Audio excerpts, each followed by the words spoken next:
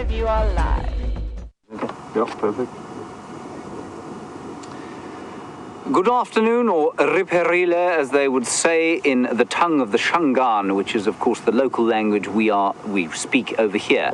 You are most welcome to the Sunset Safari here, Safari Live with WildEarth, and we're sitting in the Kruger National Park, the western fringes thereof, on a little piece of paradise called Nkuhuma Private Game Reserve. And I'm sitting at the site of what was the most astonishing scene this morning, where a female hyena was set upon by 10 or 11 wild dogs. They bit her bottom, they took chunks out of it, and then she backed into a peltiforum bush. And while her business end was weaving from side to side, and she was howling and growling, and the dogs were running around her, yipping and whelping, they left her alone eventually. And eventually she scuttled off through the bushes, and they went off. I don't know what they went off to do. I think they killed again, a scrub hare perhaps. And it was all the most astonishing thing. We felt the amazing sense of savagery of Africa, and then as we came down to this waterhole here, where peace reigns, an elephant bull came down and chin spot batters called overhead, and suddenly the savagery was replaced with the ultimate calm of the wilderness, and I was struck with the juxtaposition of that amazing viciousness and then the complete peace that the wild gives us. So welcome to it. We hope we'll get something as exciting this afternoon, but we never know what's going to be around the next corner. You are on a live safari, as I said. My name is James. On camera today we have Dave. Hello, Dave. Dumela. Dumela. Dave is speaking South Sotho this evening. That's wonderful. Botswana. That was very unexpected.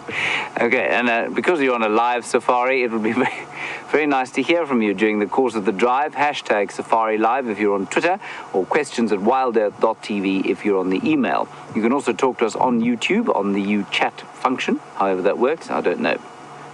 Our plan is to basically head off probably towards Arathusa during the course of the afternoon, and then as it turns to evening, we'll head back into this area. The dogs apparently were left on Biffle's Hook, which is just to the sort of north of where we are now, which is the right-hand side of your picture, my left-hand side.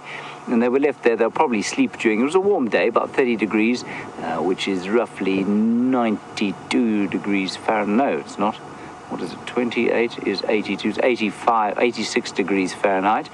Yeah, I'll get it right eventually.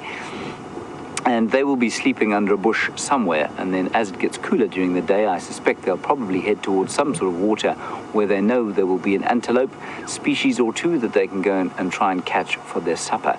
Either water or perhaps towards a clearing. Big clearings down on quarantine, lots of impala that end. So welcome to it. We hope to have an action-packed 3 hours for you. Scott Dyson is on the other vehicle, and in the final control, Louise back on the vocals and Leanne on the keys. Let's head across to Scott, get an update from him, and I will see you at Arathusa. Hello everyone, and welcome to the warthogs. This is a male, as you can clearly see from the appendages sticking out from his rear, and he's a little bit nervous. It's not uncommon for warthog to be nervous. He actually trotted off as we came around the corner, and then the fresh green shoots that he was nibbling on as he came to us slowed him down slightly. I think he's running after a female that disappeared off into that thicket ahead of him. Wonderful. Well, a good start, and welcome on board with myself. My name is Scott, for those of you who have never met me before, and I'm teamed up with Jandre Gerding on camera. He is back from travels in Madagascar, Australia, who knows where else, but he's been all over the show, but he is thankfully back. For those of you who don't know, he's been a cameraman at WildEarth for quite some time, a valuable member of our team, and really happy to have him back behind the camera. So, that is going to be the person bringing you, hopefully, some wonderful images of wildlife this afternoon. I've just been filling him in with what's been happening with all the regular characters, Karula, Tingana, Shadow, the Nkuhuma lions, the general movements of game, elephants having moved off about a week and a half ago, not too many ellies around. So I've just been filling him in on what's been happening, which is obviously going to take probably the whole drive and long into tonight around the campfire. Now, my plan is to work the southern reaches of Nkuhuma to start with, And that's because not too many people focused on this area this morning because of all the action that was occurring in the north of Djuma, which I'm sure James has told you about. Incredible stuff with wild dogs, hyena, even a jackal was on the scene. There's also the possibility that the Nkuhuma pride of lion are somewhere in that northern reaches of Djuma. So we're going to probably head there a little bit later to give James a hand snooping about there. But for now, I thought we should invest some time looking for Karula, a leopardess. Now, for those of you who were on the Sunset Safari yesterday, you'll remember me saying that one of the guides who traverses the properties to the south of Djuma said he saw Karula with a suckle mark about 5 days ago. Now again, you can get as excited as you like, but this is just essentially a rumor. Until we see something with our own eyes, consider it a rumor. That is what I've learned in the bush. It's probably your safest bet, so that you don't get excited for the wrong reasons. But there is a chance that despite all of our thoughts, she still has cubs that she's successfully nurturing. So, in a snoop around here, she was last seen by that guide south of our property, so I figured we can snoop around here and see if we don't get lucky. Which it appears we have already, not with the leopard we're looking for, but with some of the largest kudu we get in this area, or largest antelope rather, being the kudu. One's got a passenger, a red-billed oxpecker, sitting on its shoulder. It looks like a young oxpecker though, because it lacks the red bill, so it would have been born this season. Along with the young oxpecker, there's a young male kudu, which you can see his little horns sticking out there. You'll also notice he's got a white chevron between his eyes if he faces us again, whereas between the eyes of the ladies there is no white chevron. So that's another feature that you can even distinguish young male kudus before they've got horns. Sadly, it's not furnishing us with the right angle here. Come on. Ah, there we go. There you can see those white chevrons. Interesting that he's nibbling on the ground like this, but not untypical of a trout situation. Now, whether he's feeding on grass or simply small shrubs, it's hard to say, but they technically will usually be browsing on leaves, which he could be doing just at ground level, but he could also be capitalizing on the fresh green shoots that are emerging after the rain we had a couple of days back.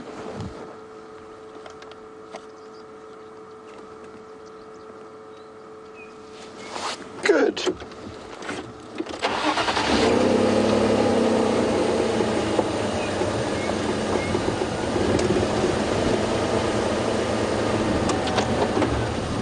Hello, Mercedes, and thank you for your kind words, saying that Safari Live is a wonderful experience that you're enjoying being a part of, but you are concerned that our broadcasting this live information may assist poachers in information with where to possibly come and do their dirty business. Mercedes, there is a minuscule chance, in my opinion, that any poacher is going to watch our shows for the benefits of gaining knowledge and therefore coming in and poaching animals here in Djuma. I think the chances are slim to zero, but that's just my opinion. Having said that though, we do take the stance where we do not show rhinoceros. So even though they occur in the Sabi Sands, and that's common knowledge to everyone, or at least any poacher with half a brain cell, they know where they occur. That's not the hard part. The hard part is obviously finding them, killing them, and not getting caught doing that. So despite that though, we do not show rhinoceros for that slim to zero chance of a poacher watching the show and then coming and poaching that rhino. So that is the most highly sought after animal at the moment regarding poachers. There's not really a poaching problem with the other animals of this area in the Sabi Sands. Obviously the bushmeat trade may be an issue in some other areas, but it's not a problem here. So we aren't really assisting in poachers, I don't think, and even though we could be, it's an unlikely portal of information that they would use. Glad that you asked though, because it is a major problem poaching, and that is why we don't show the rhino.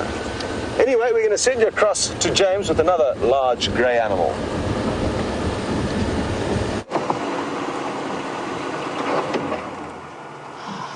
Marvellous, marvellous luck here. We've just turned onto Arethusa, onto the cut line between Simbambili and Arethusa, and there is a beautiful herd of elephants. They're all heading north into Simbambili at the moment, so we probably won't have a very long sighting of them, but it's wonderful to see them. Nice big herd, probably about 20 of them. Quite a few of them have already crossed. A little baby there.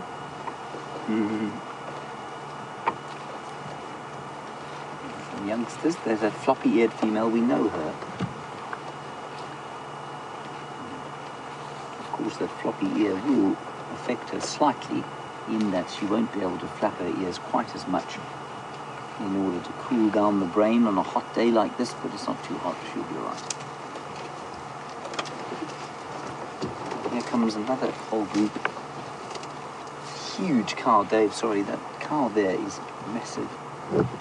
So massive, in fact, that she's not a cow, but a bull, who is clearly travelling with the herd in the hopes of finding an estrus female. It's the only reason he would be with the herd.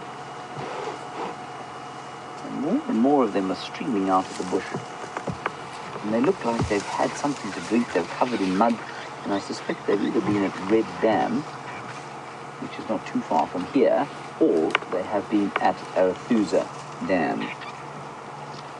So thank you, Kevin Rock Knight. You say that there were elephants at Arethusa, and perhaps these are them. They're certainly covered in enough mud to have been at the big Arethusa Dam, which is now almost dry, but it is full of good mud, of course, for elephants. A little bit fuller after the rain. Another floppy-eared elephant. Little one here. Very young, only about sort of 8 years old. Look, can you say hi? Just entertaining herself. I think elephants, they get bored walking through the bush, eating all day, and once they have some time. Another one. I think they quite enjoy just having a smell. Just an investigation. They're quite curious. And that's sweet. That's only about 3 feet from us where she turned. Here's a fairly large one. You just keep on moving there, big lady. Thank you.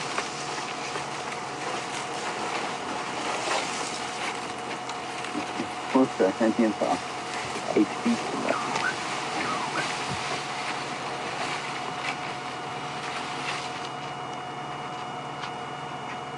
There they go, quietly off into the Simbambili afternoon.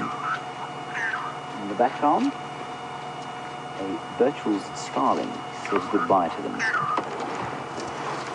Can't see him, he's somewhere around over here. Wasn't that wonderful? What a great start. Off we go. There we are. Now, we're going to drive down the area where Tingana was seen last night by Scott, and I know he was very full yesterday, so maybe he won't have moved too far during the course of last night. I will try and get an update on the radio at some stage as to what happened here this morning. And let's go back across to Scott, get a brief update from him, and we'll carry on down this way. Shame, I hope James and Dave's camera is not terminal with its illness. But I'm glad you joined us when you did, because I did hear some Birchall starlings alarm calling in these leadwood trees in front of us here, but they've just stopped. So maybe it was a false alarm, or maybe whatever threat they did see flying past, hard to tell. But it's so important. I was just telling Jandre how wonderful little birds can play, that the birds of male. There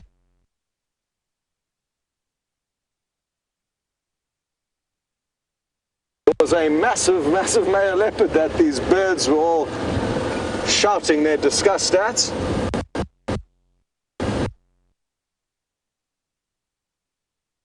Central portions of Nkuhuma. We are now heading west along.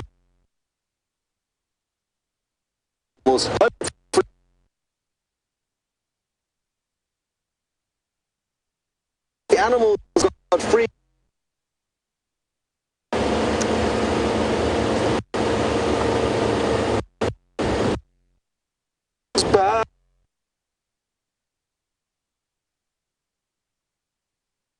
Words of my song shall be.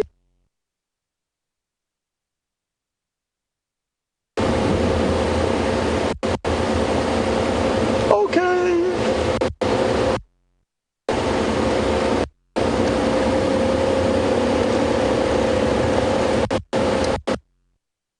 It's bad. It is better. Very good. Welcome back. I'm not sure how much you copied about what I was saying, but basically, we're just checking for any tracks along our southern boundary. Thankfully, the animals, unlike us, have got no restrictions. They can go where they like. And it's far better that way than vice versa.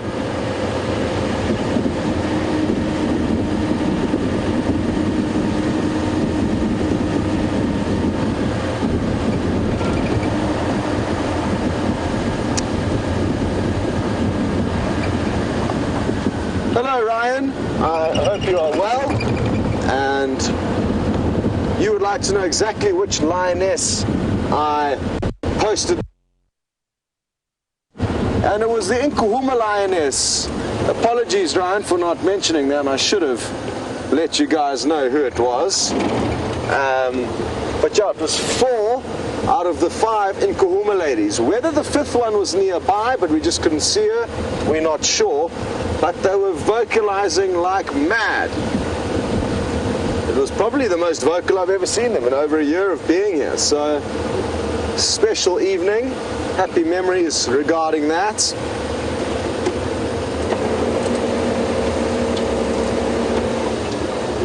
Now the problem is we don't know where they've gone since then, Ryan.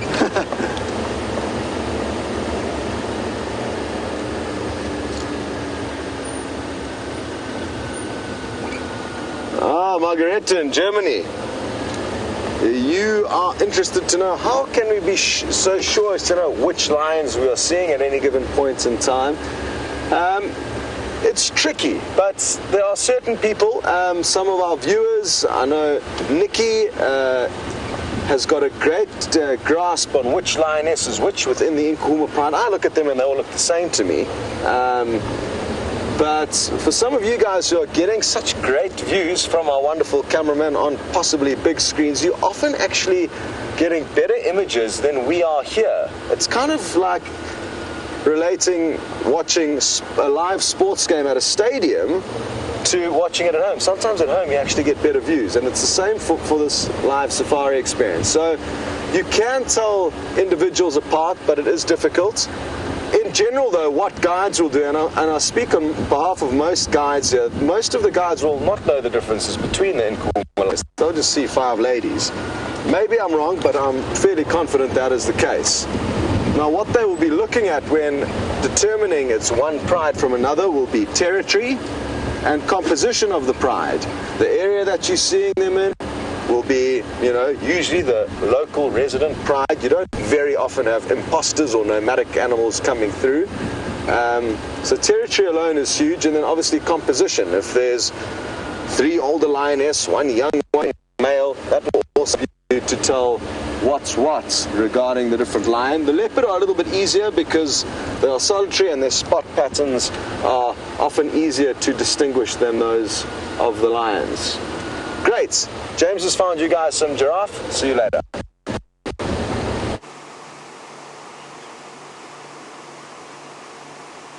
Well, there, of course, is a large giraffe, a bull, an old bull. Let's just assess his condition, because I don't think he looks particularly healthy. Dave, if you wouldn't mind focusing on his backside, where you can see his hip bones sticking out. You can actually see his ribs sticking out as well.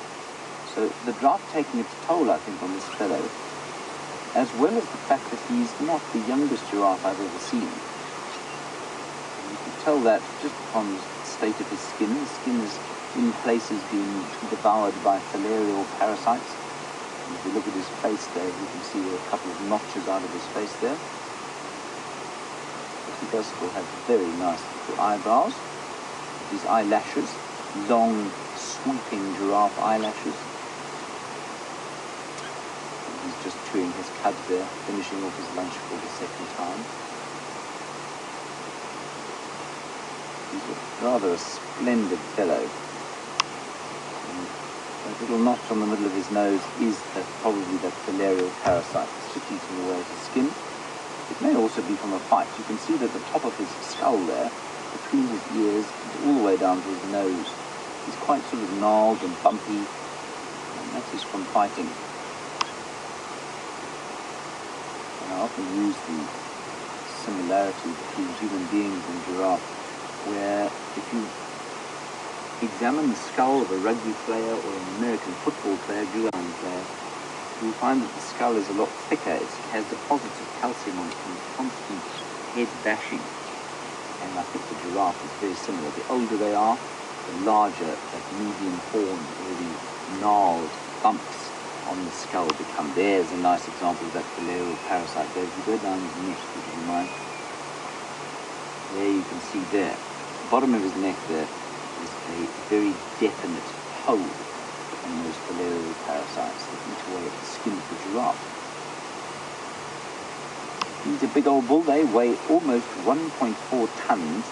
Now, I don't know what that is in stone. To me, the use of stone as a measurement of weight is, well, belongs to the use of the ox wagon. But I can't understand it. So if anybody's watching from Britain, I think Britain, they still use stones.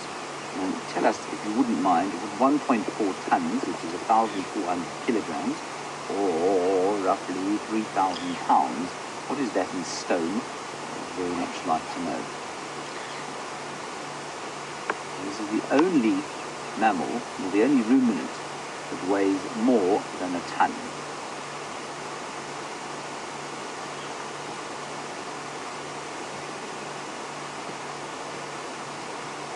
A very astute question coming through from Pittsburgh. And Audrey, you're an astute 12-year-old, obviously, and you want to know if there are any animals that will change their diets completely as a result of the drought. Audrey, yes, there are, in many ways. The most obvious example to me would be, well, I'll give you three. One would be, the first would be the smallest, and that's the bush baby, which is a little primate that we find here. It's a nocturnal primate. And during the summer months would normally be eating insects, but because we don't have so many insects, because there's no rain, they have moved on to their winter diet already, which is tree gum. So they will try and get acacia gum, the gum of the acacia tree. So that's one. Impala, another one.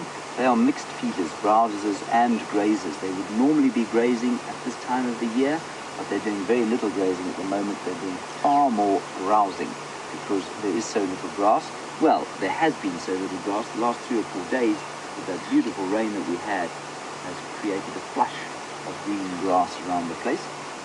And then, Audrey, the elephant's exactly the same position as the impala.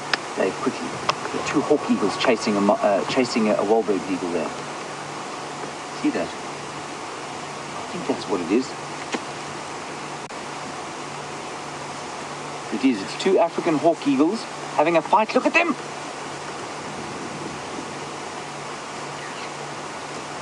Is that? I think I missed. They're not hawk eagles. Sorry, I'm just trying to identify them. But they're having a right old dog fight in the fight there, in the air there. So Wahlberg's definitely the one above. There we go. Oh, they're all the same species. I wonder if they're not all 3 Wahlbergs. No, they're not. You know, I don't know. They are. They're Wahlberg's eagles. All 3 of them are Wahlberg's eagles. And Louise thinks maybe a lover's dispute. It's quite possible. They're not very happy with each other. The one has caught a thermal and gone way up higher than the others. Yeah, they're coming towards us now. Wasn't that amazing to see them lock talons like that? And I know they're Wahlbergs because they have very thin tails. And as soon as they turn sort of away from the wind, then their tails go very narrow. And when they're turning and they're banking into the wind, they spray the tail out, and that gives them more purchase in the air. And they're just following that thermal up and up and up and up. And beautiful blue sky and clouds that you can see back behind them. That's epic. Isn't that amazing?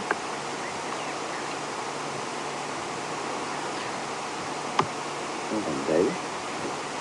Not too easy, that camera work, is it? From Wahlberg eagles, I think we'll probably move on to monarch butterflies. That would be a good test feature. And he's gone. As headed off just behind us. I think we'll leave it where he is. Isn't that amazing? So Audrey, I hope you got all that. Elephants, impalas, bush babies, good examples. Basically, any animal that can move, has moved on to their winter grazing, could move on to their winter food, would probably have done so by now. That said, if they pan slowly to the right here, you can definitely see a very obvious flush of green grass on the ground there. And that 3 days ago was brown, barren grass.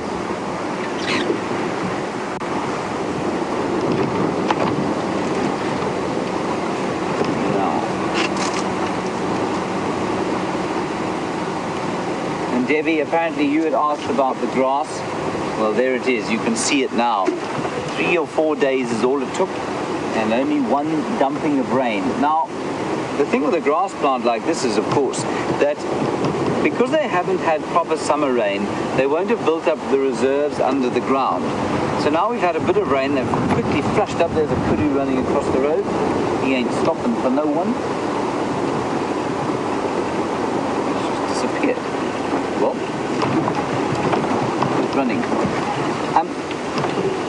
They will flush up, and that of course creates a loss of nutrients in the base of the plant. Now, because there are so many grazers who are so hungry at the moment, you will find that there's going to be a lot of pressure exerted on those grasses. So as this new flush of green is cut off by the grazers, so the plant will need to use even more nutrients to push up fresh leaves in order to gain more nutrients. And you can find in a situation like this where you've got so many hungry animals and a lot of dead grass plants as a result of the drought that you get an overgrazing effect. So it'll be interesting to see what happens. We will need a bit more rain if we're going to avoid something like that.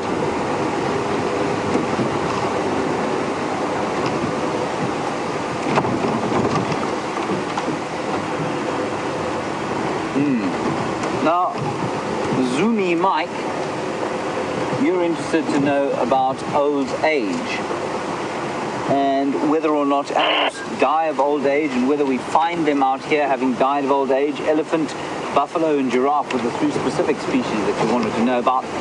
Zoomy Mike, we don't know, because normally nothing dies out here of old age except the odd elephant.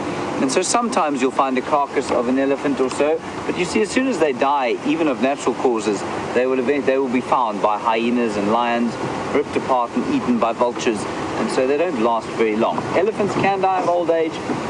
Highly unlikely that a giraffe or a buffalo would die of old age. Let's head across to Scott, get an update from him.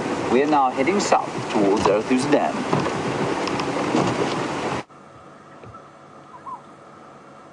Okay, everyone. I'm going to need your help here. It's not easy, it's far away, but this is a kingfisher that I'm not too sure of. I think it could be a grey hooded kingfisher juvenile.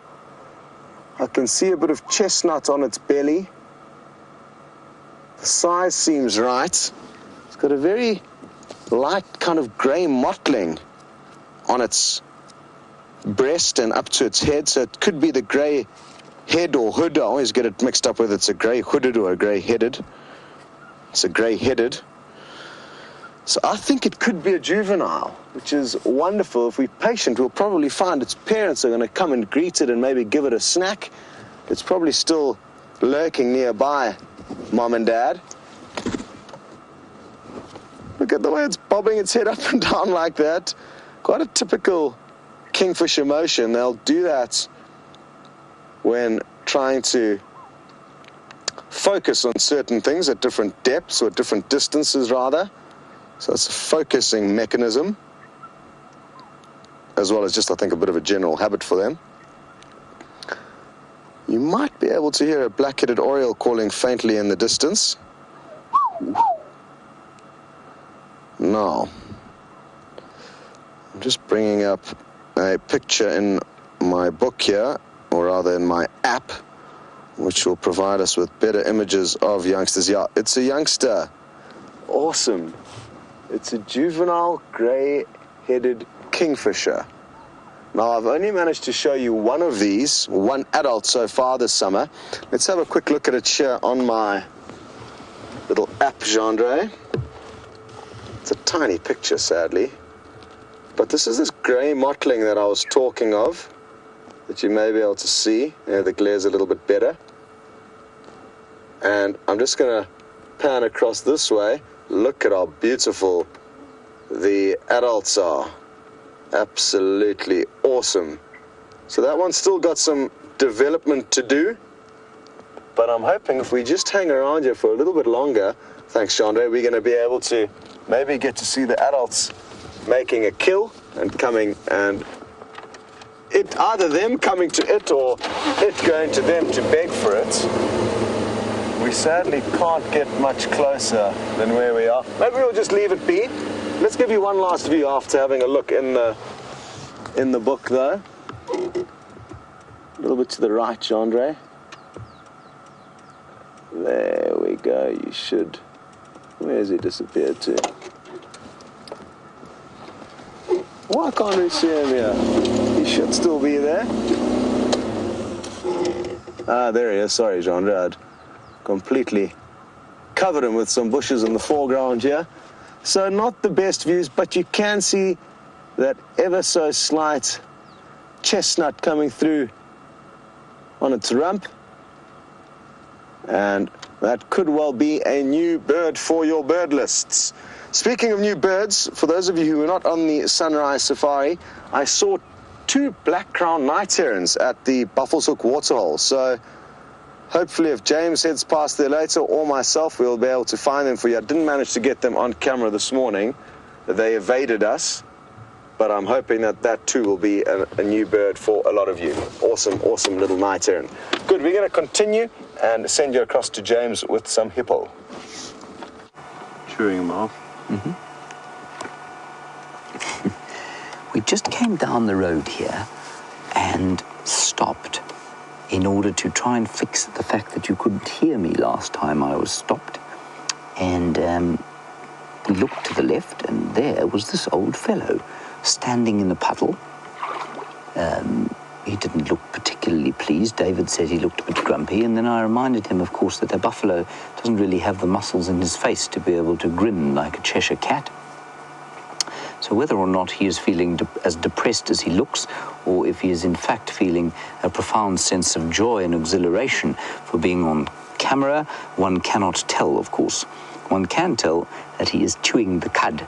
He, much like that giraffe, is a cud chewer or ruminant. Oh, you see, he just vomited into his mouth there and is now chewing the cud again. It is amazing they have to do that. And you can see lots of foam coming out of his mouth. That is just simply a function of the fact that he's chewing and chewing and chewing, and that saliva will eventually form a foam. They don't normally allow us to get this close. He's only sitting about 8 feet from us, and he's completely relaxed. He's probably been lying in this puddle for much of the day, relaxing in the shade of the guarri bushes and combretum bushes around him. That's a perfect place for a buffalo bull to be. And he's not a particularly big fellow either. He's probably so happy in this little puddle that he's prepared to wait for us to go away and leave him alone again. And he'll lie down and enjoy the couth. Isn't he a lovely chap? I think he's profoundly great. old bull, and we can tell that from the shape of his horns and the fact that the keratin on the top, the keratin sheath on the top of them, has been scraped off after years and years of rubbing their horns up against tree bark, and often you find them with these kind of reddish tinge to the horns, and that's from them rubbing against tannin-rich barks, often on the combretum or bush willow trees that we have.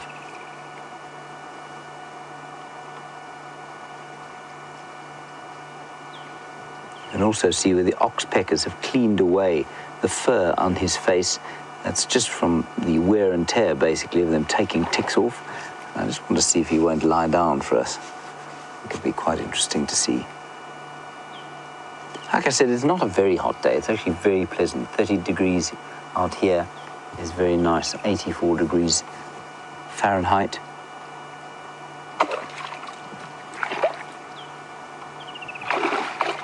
And some delicious mud there, of course. Did you see him there? I'm sure you saw him go. You basically saw his stomach heave, and then the bolus came up underneath his neck and into his mouth, and that's what he's re-chewing now. He's also snotting from his nose, which is distasteful. David, let us leave this buffalo bull to himself. Goodbye, old fellow.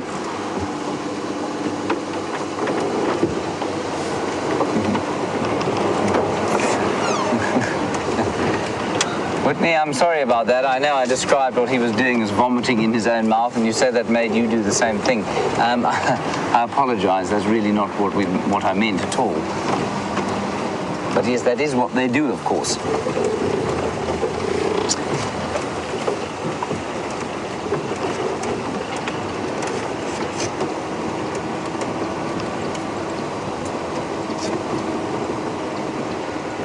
Right, thank you, Tom and Dallas.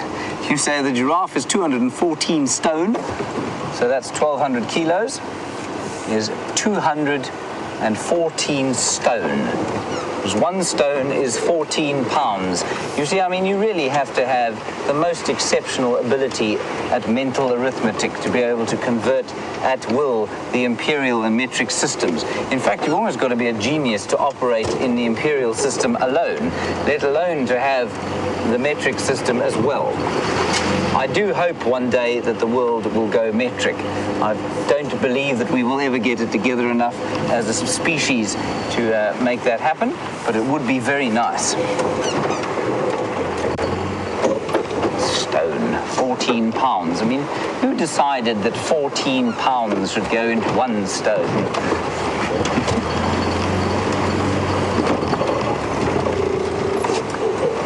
Now, Riley, you are 13 years old, and there are some little buffalo. Before we look at them, Dave, I wonder if there aren't some more in the waterhole here. Riley, you're 13. You want to know if the skin disease would kill the giraffe? No, it won't.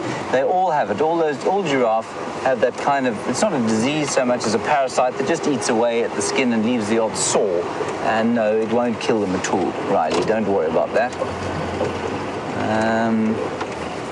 There's a couple more buffalo in here.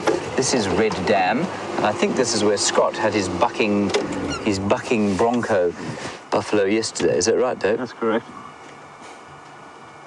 And I don't know if any of you saw that, but it was an amazing thing to see. It looked like, exactly like one of those bulls that the cowboys jump on and then are released into the rodeo ring.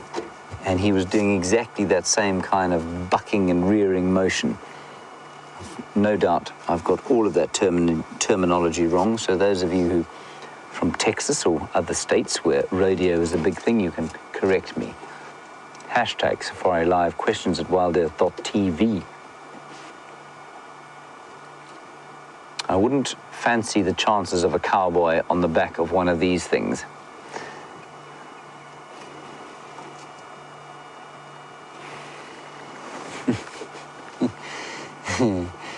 Now, Tom in Dallas, you say, am I sure that the balding face of that buffalo we saw is not just male pattern baldness?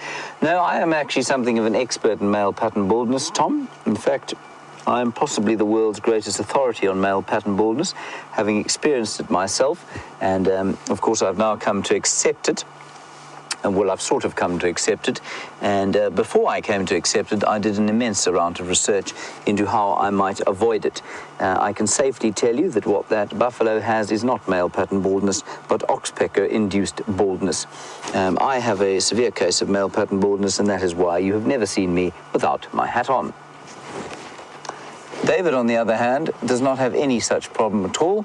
He has the locks of hair that I'm just trying to think of the celebrity that they most look like.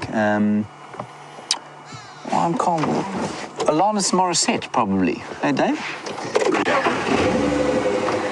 Oh, yes, Louise has actually come up with a much better one. He looks a bit like Slash.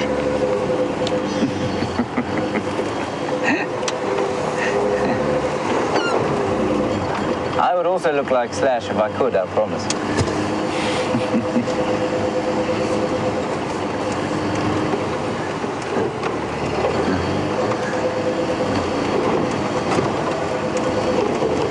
Yes, of course, and I did worry much more. My worry about male pattern baldness did reduce slightly as I realized my slight resemblance to Jason Statham, and I was driving. I didn't realize it until I parked my car once at a garage, or a filling station as you call them, and one of the petrol or garage attendants came out to help me out, and he looked me once over and he says, "You are the transporter." I said, "What?" He said, "The transporter." I said, "I'm not sure what you mean." So he took his phone out and he downloaded a picture of Jason Statham, and he says, "Look, the transporter, it is you." And I said, and then he stopped himself and he looked at my car, which was a fairly aged Opel Astra, and he said, "Oh no, it's not you." Anyway, I was very pleased to be confused for Mr. Statham.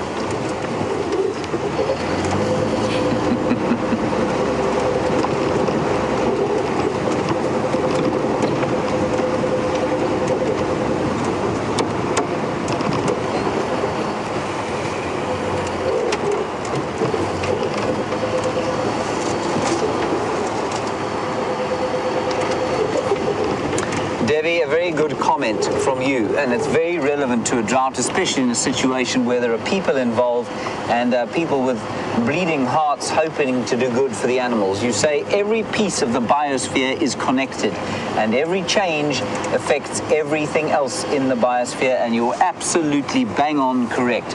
This is why it is so dangerous to give water to animals when the rain doesn't give it to them.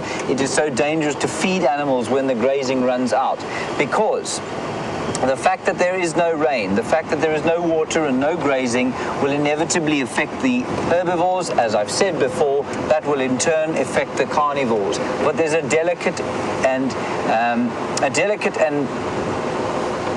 dynamic equilibrium, as we call it, and everything, like you say, is dependent on everything else. So when the rain does return, it's important that there has been a die-off of herbivores so that the grasses and the trees can recover to what they were before. And when we start interfering, thinking that by just making some kind of micro-intervention that we're doing good, 9 times out of 10, we create an effect that we don't understand, we didn't think would happen, and it turns out to be a bit of a disaster. And the water provision for animals is one of those obvious effects. There are some impala, and we'll just have a quick look at them, and then let's head across to Scott and get an update for what he's doing.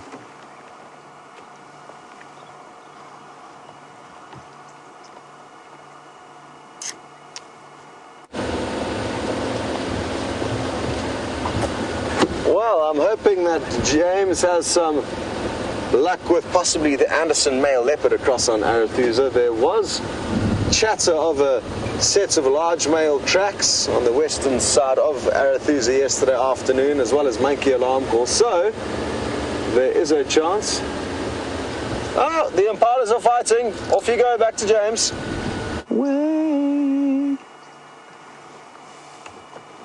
Sorry, just those 2 young impala seem to be having a bit of a fight there. and they'll be sorting out a little dominance hierarchy. I think they'll move into the open, and if they don't, I will move for them. No, there they go. So those are two young yearlings. They're just over a year old, born in November last year. We can tell that from the size of the horns. That is the typical size of horn for an impala of that age. And so they won't be having a serious fight. There's absolutely no chance that they're going to be breeding this year, not unless they're seriously advanced, which they don't look. And so rather than fighting for any serious reason, they're just kind of having a bit of a play. And they will learn, of course, how to use those horns in the serious business of fighting over mating rights and fighting to hold the territory when they're eventually about 3 years old. All right, let's head back to Scott, let him finish his conversation. We'll continue towards Arethusa Dam.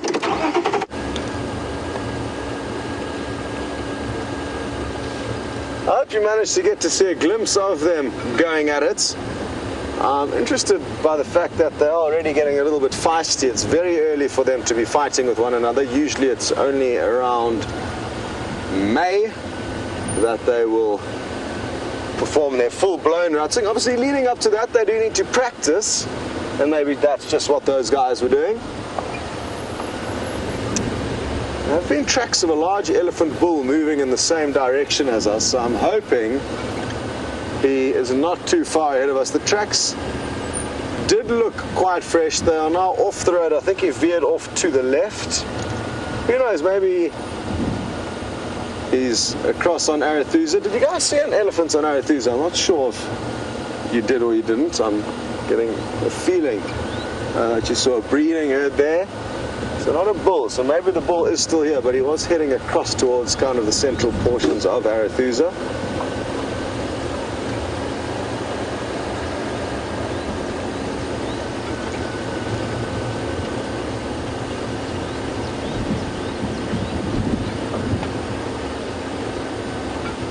Aha! Larry, you have made a very interesting observation in the few months that you have been following Safari Live, and that is that it appears that there are more adult elephant cows than there are adult elephant bulls. And that is possibly the case. The problem, I guess, may be that you're only getting to explore a very small area of what is a gigantic reserve. We get to traverse 2,000 hectares. It is literally a pinprick within a pinprick within a pinprick of the 3 million hectares plus that is the Transfrontier National Park that we're a part of, called the Kruger. Now, because we're only exploring this tiny area, you know, we are not seeing the full effects of what may be happening around us, and I feel that we don't have nearly as many elephant bulls here, especially the big bulls, as there are in other parts of Kruger. Now, having said that, I do agree with you. It doesn't appear that you see as many bulls as adult females, and the reason could be is that younger bulls, possibly, who are joining up into breeding herds, give you the false impression that there are actually more females than there are, but they're just young males. So that could be something that's leading towards you thinking that there are more females than males, simply because not each young bull does get pointed out as a young bull when you are looking at a breeding herd. But finally, I would like to say that I do agree with you, and I cannot give you an explanation for the reason that I do think, in general, there probably are less bulls than cows. Not too sure what would be the cause of that. Elephant bulls don't fight to the death very often, even though they may have very serious fights with one another. It's not a common thing that you will find elephant bulls fighting to the death, although it does happen, but it's not like a lot of them are going to be getting wiped out during their intraspecies fights. I'm not too sure if anybody else can shed some light on that, or even confirm whether the populations of the males or the females do differ greatly within the Kruger Park. I'm actually not too sure about that. But good question, Larry. Certainly got my brain spinning in overdrive, so thank you for that. Good. James has found you some vultures, so off you go. You hear that? Oh, So some vultures over there, everybody, in the dead tree, appropriately. That is what a vulture's lot in life is to be the harbinger of dead things. Now, were there to be a whole lot more of them, I'd say it was quite possible that there was an expired animal just below them being fed upon by perhaps a leopard. But there are just 2 of them there, and I know there is a nest close by. So I think that they are probably just resting on the tree there. I'm just going to look with my very powerful binoculars whether they have a full crop or not. They don't seem to have full crops, which says to me that they have not eaten too recently, and therefore that there is not a carcass on the ground beneath them. Now, those are 2 white-backed vultures, and I know in the States we've had some very interesting discussions of late of the different kinds of nomenclature for animals. And although we sort of speak the same language, we do have different terms for different things. And I think in the States you would probably call a bird like that a buzzard, whereas here we would call it a vulture. And appropriately, it is called a different thing in the States because it actually belongs to a different family of birds entirely. And while they do look quite similar to what you might call a buzzard, the New World vultures are actually much more closely related to storks than they are to our vultures. So it's an example of what's called convergent evolution, where animals in totally different parts of the world evolve the same strategies for living in similar conditions, but completely separately from each other. She's speaking at all?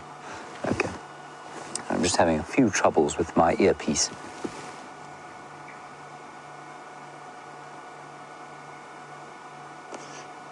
Apparently, from these large white-backed vultures, we're going to go back across to Scott and some little black birds jumping about in a tree. Oh, no! A southern black tit just hit the ejector seat and went flying out of that buffalo thorn tree that it was sitting on.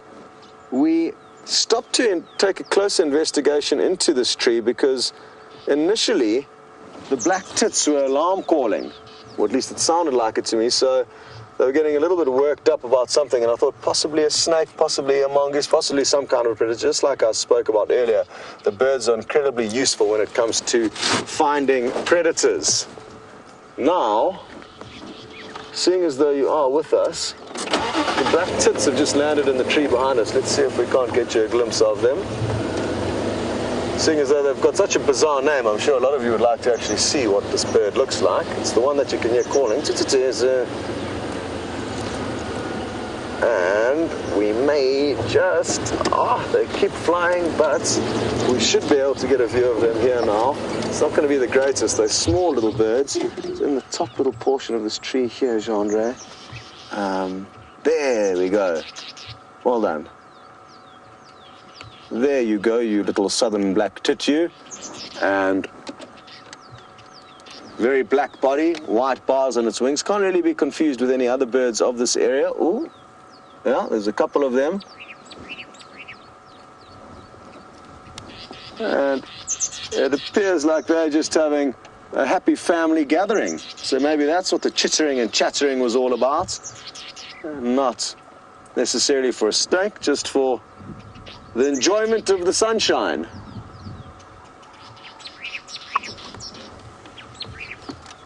Wonderful. There are a few European bee-eaters flying around here that I'm trying to work out where they are. They're incredibly pretty birds that we'd like to try and show you.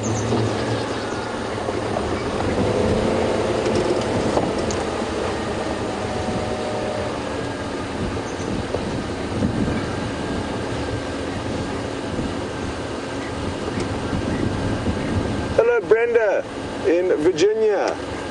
And you were watching Pete's pond camera yesterday and you saw a very brightly colored bird. I'm just going to ask Louise to run through the colors and description of that bird again for me. Beautiful emerald green plumage, long tail, yellow, white and red around the head. Whew. I wonder what it could be. European beater, Jeandre? Piglets. Piglets. Okay, Jeandre spotted some little warthogs. Just going to creep forward a little bit. Sure, I can't for the life of me think of an emerald green bird with a long tail with red and yellow around its head. I'm sorry, I just can't for the life of me think what that could be. What I would suggest is maybe trying to tweet a screenshot of it if you took one. Oh, look at the tails up, off they go. There's Mommy. If you can try and tweet a screenshot, and then Lou will be able to try and send that to me, and then I can have a look at it. That will be the best way of trying to solve this, because from your description I am left baffled. But Pete's Pond is a long way away, so it wouldn't be hugely surprising that it's a bird that we don't necessarily get here, and that's possibly why I don't know what's going on. Let me just roll forward a bit and see if we can't get a slightly better view of these piglets with Mommy. Ah, there we go. So she's done well. It looks like 4 piglets are still alive.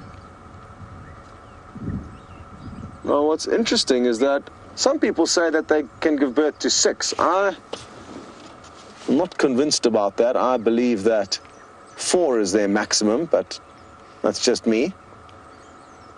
And if I do see any more than 4 together, I'll assume it's from 2 different mothers.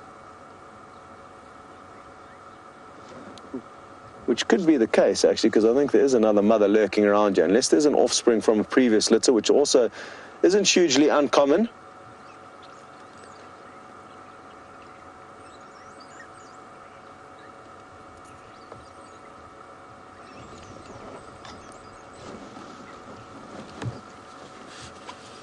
Joe in New York, yes, it is fascinating how quickly the vegetation has responded to the small rainfall we got a couple of nights ago. I think it was 3 or 4 nights ago. We got some decent rain, about 20 mils, and already there's been an injection of green.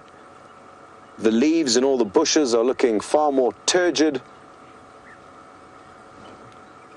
and lush. And before the rain, things were looking very, very desperate here. So this warthog family is certainly enjoying the bounty and turnaround time of Mother Nature. She's got the vegetation looking incredibly good in a frighteningly short amount of time.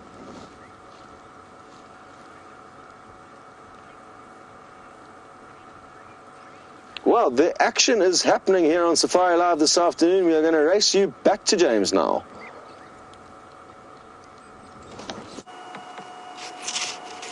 There, everybody, is a rock or tree monitor lizard that David spotted running across the road. I was lost in dreamy daydream land at this beautiful sky overhead.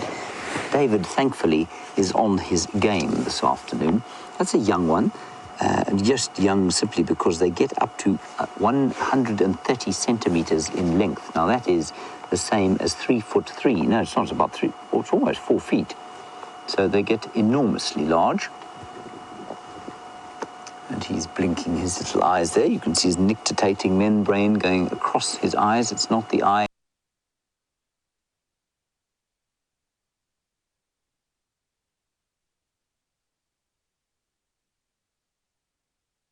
Many of these, but I think there are quite a few of them around the place. And their major enemy, of course, is the martial eagle, the largest eagle species that we get here. Incredibly formidable eagle. And it just goes to show that only the marshal is actually big enough and strong enough to take on one of these things when they're adult. They've got very immense strength. You wouldn't be able to hold one as a human being. They would whip you really hard with that tail. They'll scratch you with those vicious claws and probably bite you as well. And they eat pretty much anything edible. And as I say, you can just see that nictitating membrane going across the eyes every so often. There it is. And they eat millipedes. They're one of the few animals that can eat millipedes, which are normally pretty toxic. They've got a whole lot of cyanide in their exoskeletons, but they are happy to eat those. Otherwise, they will eat basically anything that is meat-ish and smaller than them. Other lizards, perhaps small snakes, they'd probably try and catch nestling birds if they could. Ooh, look.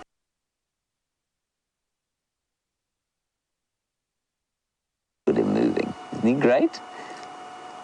And like I say, they will bite readily if they're attacked. And Steph, as you say, the camera is spectacular. Of course, anyone, if I was behind the camera, you wouldn't have, it is largely the operator, of course, that is doing the incredible job of bringing you those amazing scales that you can see there. That's a fantastic shot. Look at those claws. Aren't they vicious? He's watching us, but he thinks he's slightly confused as to whether he's hidden from us or not. And you can see, you can't really see, but on his back, he's got coloration that is very similar to the bark. And his belly, much like many of the animals out here, they tend to have pale bellies, and most of the coloration on their backs or their dorsal sides. And I think you'll find that has something to do with the fact that it is expensive for the body to produce the pigments that make those very distinctive markings. And therefore, it's sort of not really, there's no real point in making the bits of you that are normally seen the same color. That is the radio. I'm trying to get an update, but we still are not in range of anyone else. Which probably means that there's not much going on Arethusa itself.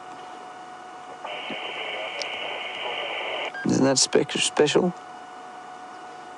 Actually, the only other large or great rock monitor sighting I've had has been on Arethusa. Same thing. Ran across the road. I think it was with Brian at the time, and it was VM, and he told me to stop quickly. And there it was. You can see it breathing. Look at that.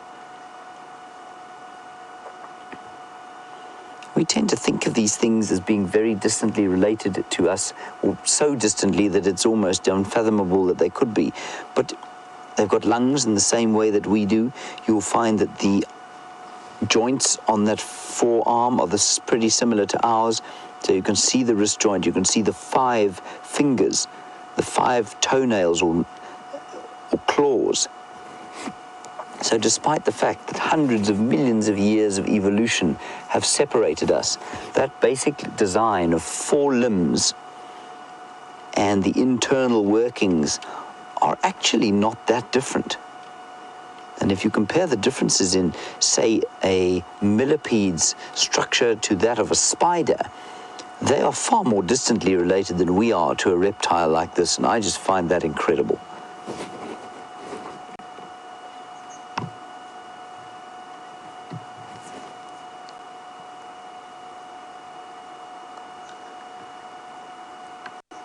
And the only other animal that this could be confused with would be a water monitor lizard, which tends to have much more distinctive dark markings, yellow and black. They don't have that distinctive Roman nose either. They've got a much more pointed nose. And of course, being water monitors, David, they are found around water. Well done. Good. These ones are called rock or tree monitors, and unsurprisingly are found in trees. Well done, David. Yes, good. I'll just quickly show you a picture of a rock, well, both of them. I'll show you the rock and the water monitor. Try and hide it from the sun there. How's that, Dave? There is the water monitor, and you can see a much more obviously pointed nose, different coloring. And there are rock monitor or tree monitor with his Roman nose. And as Louise says, it looks a little bit more like a crocodile. I suppose, yes. They have a interesting distinction from a crocodile, though, is that their legs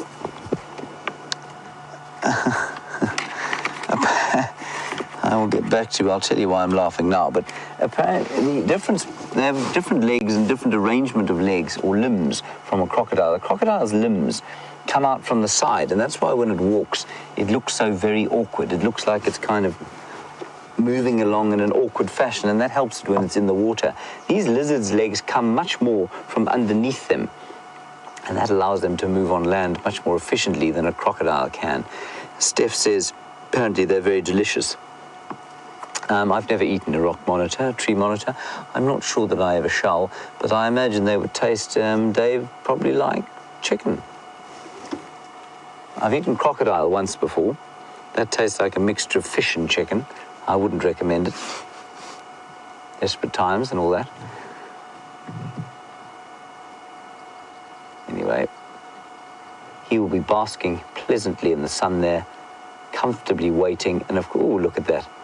High action here at the monitor sighting. He's moving around the tree.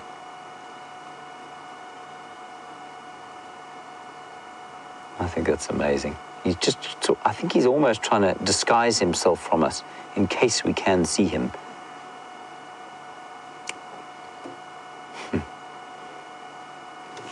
Right, I think let's move on. We're not far from the water. I'm going to start the engine and just keep watching him there, Dave. I think he might move. No, he thinks we can't see him, you see. What a wonderful, wonderful sighting.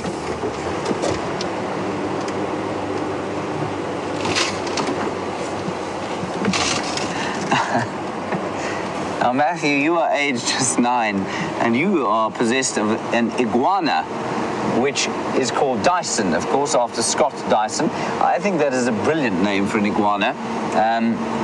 I'm sure it doesn't have a beard quite as impressive as Scott Dyson's, but I think Dyson is a very good name for an iguana indeed, Matthew. And you want to know if they are related, or are there any lizards that are related? Well, I suppose that would be the closest relative that we have here. I would imagine the monitor lizards would be the closest relatives to your iguanas, but I don't think that they're very closely related, no, Matthew. You know, an iguana, as far as I understand it, is what we call a New World reptile. Now, the New World is described as South America and North America, and the Old World is basically everything else. And it's a strange way of describing the world, but it just comes from the fact that Europeans first went to America sort of after they went to the rest of the world. That's why the distinction is called that. But what it means is, remember, that we are separated by the mighty Atlantic Ocean on one side. Well, that's what separates you from us. And then what separates you from the rest of the new old world on the other side is the mighty Pacific Ocean. And that means that the animals and plants that occur on either side, look at the squirrel there, the animals and plants that occur on either sides of those great bodies of water are often very different from each other. There's a little squirrel.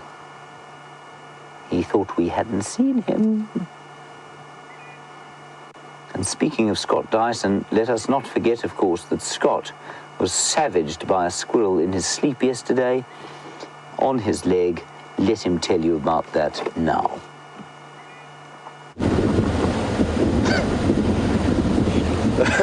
That was absolutely hilarious. Well, not at the time, but afterwards, Nikki cried herself back to sleep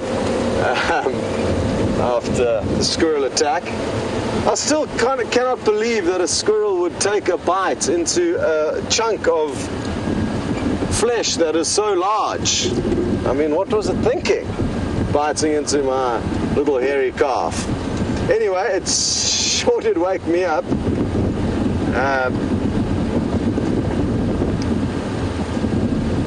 Happy to hear that James found you what seems to be the biggest monitor ever recorded in the history of Safari Live. We are breaking boundaries today, or at least he is. So that's wonderful. You don't often get to see their whole body. Often it's just their head poking out of a hole. Now, what I'm tempted to try and show you is a 360-degree view of the beautiful clouds that we have in the sky. And there's a little part of the road where I'm going to be able to do a full turn. So let's start now, Jean-Andre, and I'll start turning when possible. But so we're kind of looking to the north now, and I'm going to continue to now turn the vehicle to the south. Beautiful clouds. Oh, look at that. Now that's getting more to the west. Now we're almost directly west into the sun, getting there. Beautiful, beautiful clouds in the sky this afternoon. So that's my comeback to James's monitor lizard.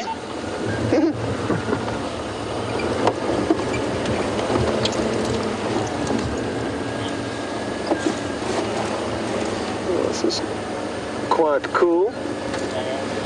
There is a scorpion that's been doing some housekeeping here, and I'm just going to jump out quickly to show you guys what's going on.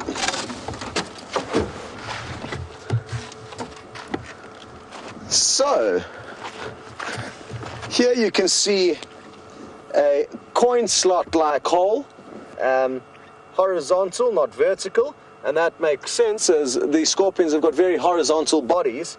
You can see over here there's very kind of soft soil that's been ruffled up. This has been excavated from outside of the burrow, and along with it there's a whole bunch of millipede exoskeleton rings, and this is one of the favorite foods of scorpions. These would all have been connected together when the millipede was still alive. The millipede could have been as long as this little branch that I'm on, so maybe this is just the remains of one millipede that the scorpion's been feeding on. Hard to say though, because they do vary in size from about an inch to about 4, 5, sometimes 6 inches in length, the big millipedes. So happy to know that there's a scorpion living down in this hole, and there are scorpions all over this ecosystem, some that live on the ground, some that live in trees. And interestingly, they are seldom seen, so people don't really pay too much heed to them, but they are here in very, very large numbers, doing their bit keeping the insect numbers in check. And I guess that's one thing that's so easy as us as humans to do. It's so easy to overlook things that you do not see, but that's not to say that they are not there. Maybe after dark what I'll do is I'll use my UV torch or black light to shine on... Oh, well, James has now found the rock monitor's cousin. Can you believe it? Off you go. He's coming into frame. How cool is this, everyone? There is a very large water monitor. You can see a much more pointed nose, and obviously just next to the water here at Arathusa Dam. And he is chilled as Larry, walking across the road and enjoying the sun. This is so cool. I've never seen two in the same day before. This one was also spotted by David. Isn't that amazing? Well done, David. Good job. I just want to make sure if his diet is any different from that of his close relative, and I think it is. I think you'll find that he eats a lot more aquatic stuff. Yes, he does. Crabs, frogs, etc. And there he goes. Very, very cool indeed. That is the water monitor and the rock monitor in one afternoon.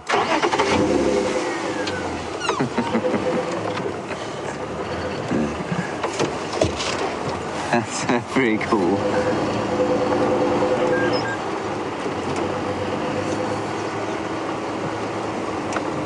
Now, Rusty Pipe, Rusty Pipe, you're on YouTube and you want to know if there are any venomous lizards here. Rusty Pipe, there are no venomous lizards. There are, I mean, I think if a rock monitor bit you, you could get an infection probably from the bacteria in his mouth, given what they do eat. But nothing like, for example, that Komodo dragon of Southeast Asia, which will bite you, and if you don't get medical help, the bacteria and nastiness that they have in their saliva will eventually kill you. There is a hippo in here, believe it or not. And actually, Dave, there's a water monitor, if you can believe it, swimming behind the hippo. You see it there? It's stopped. It may actually be a terrapin. I think it is a terrapin. Oh, and there's also, Dave, there's a black crake. You see this little black bird? Yeah. You've got him there.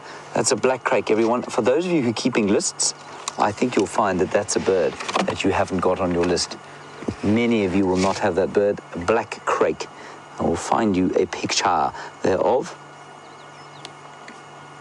That's very cool indeed. It's all happening here at Arathusa Dam. Crake search. And there he is, yeah, definitely a black crake. Very obviously so. There he is. Now I'll show you a couple more pictures. And that's him right there. In glorious technicolor, yellow beak, red legs, black body, red eye. Very nice, black crake.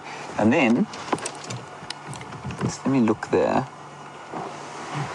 Dave, there is a water monitor. You know where you see the stick there, right? Yes. Got the stick. If you come back from the stick, it looks like a little bit of mud in the middle of the hyacinth. You see that right hand? That's it. Zoom in there. Down a bit. That's in there, right in the middle of the shot. That is a water monitor. Lying in the water hyacinth. Very cool. Today is Water Monitor Day. So Jen, on Twitter, you say you're loving these water monitor sightings or lizard sightings. I am too. Beautiful. And then there's another little bird. If you just go up from there, Dave, you'll see him. And there he is. Can you see him go right a bit? He's in there somewhere. He's a little three-banded plover. There he is, three-banded plover. Quite common, but also a nice one for the list. For those of you who are new to keeping a list, I think those who've been keeping a list for a while will have the three-banded plover. But new, he might be too many of you. Black crake, please let us know if the black crake is a new one for your lists. It would be great. And then head across to Scott for another grey bird. Well, this go-away bird is showing us, or at least was showing us, just how hot it is when the sun bursts through that thin layer of wispy clouds we showed you earlier. It was panting heavily there, just like a dog. And now it's calling. Quack! Hence the name, the grey go-away bird. Oh, there's another one here panting in this tree. Let's see if we can't get this. This one's trying to seek refuge in some shade, which it's doing quite well. Look at how quickly its throat is pulsing. High repetition panting. They really are cool birds, the go-away birds. And I think after this brief but quite steamy sighting, why don't you go and cool off with the terrapins and the monitor lizards back at Arathusa Waterhole. In there, up a bit, up.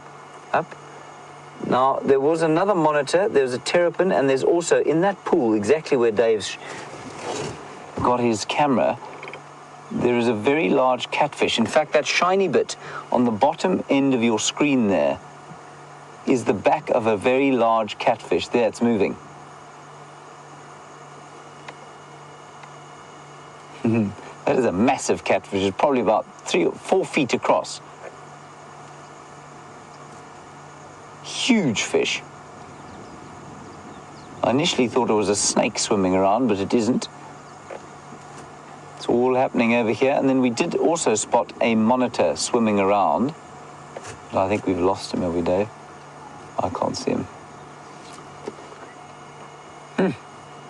Day of the monitor. There's another back of a catfish you can see there. And there was a monitor swimming around there. And I wonder if they aren't all swimming around at the moment because there's so many more insects as a result of that rain. They would have landed in the water in an attempt to drink, or I don't know, probably just last night got exhausted and landed in the water. And that would have brought out the monitors and brought out in turn brought out the frogs, and that would have in turn brought out the catfish and the lizards. Okay, I think we'll probably press on from here now. I did see some tracks of a very large male leopard, but they look to be from last night.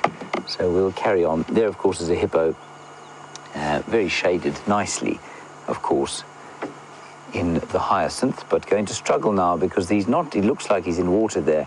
He's actually largely in mud.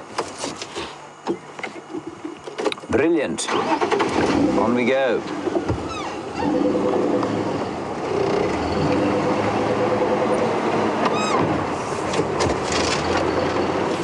So I hope a couple of new birds for those of you keeping lists. What we'll do now is we'll head sort of slowly down to the south of Arathusa, then across past the airstrip and back towards Djuma. I do want to go and see the hyena den. I think one of us will go and see the hyena den sometime during the afternoon, just to see if that female who was attacked by those wild dogs is getting on okay.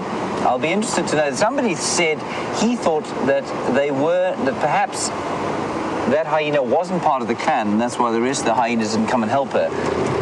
I don't want to throw that out completely. I don't think it's true, but I'll be very interested to see when we get to the den if she is convalescing over there. But I'm only going to go there once it starts to cool down a bit.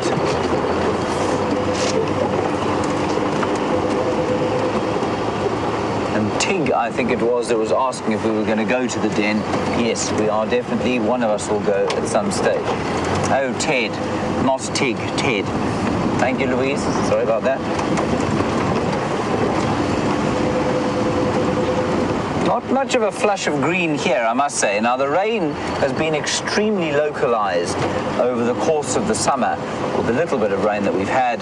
And so this area obviously didn't get as much as we got at Djuma, even though we're not much more than, I'd say, only about 4 kilometers, or 3 kilometers even, as the crow flies from where we live at Djuma. Absolutely no rain here, hey? Look at this. It's completely kind of grey. That is fascinating.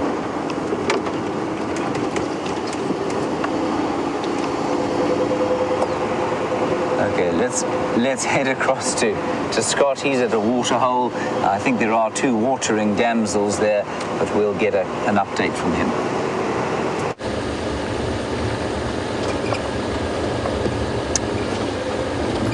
I hope you enjoyed your dip in the waterhole with the terrapins and the catfish and the monitor lizards. Interesting stuff. Now, we've just headed past Galago Waterhole, small little pond in front of the One Djuma camp.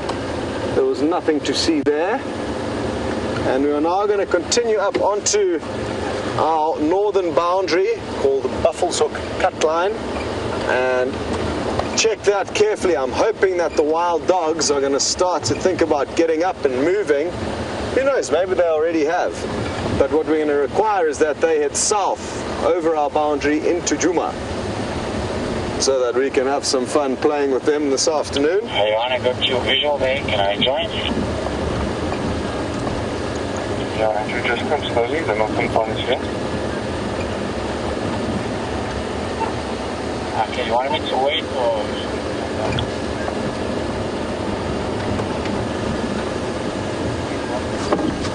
Well done to Deborah and Tom, who enjoyed racking up 2 new birds for their, whip it around there, Jean-Andre, to their bird list. Oh, maybe another one. Let me just swivel the vehicle, Jean-Andre. Sorry, I've left you with a terrible angle now. Oh, and I can't get the car in gear. Okay, oh no, it's gone. It was a black-crowned chagra. It's a bird we so often hear, but so seldom see, and it was just perched out in the open there. We'll get it. We'll get that one. But I'm happy that you guys got your extra birds with that grey-headed kingfisher earlier, even though it was a juvenile. It does count.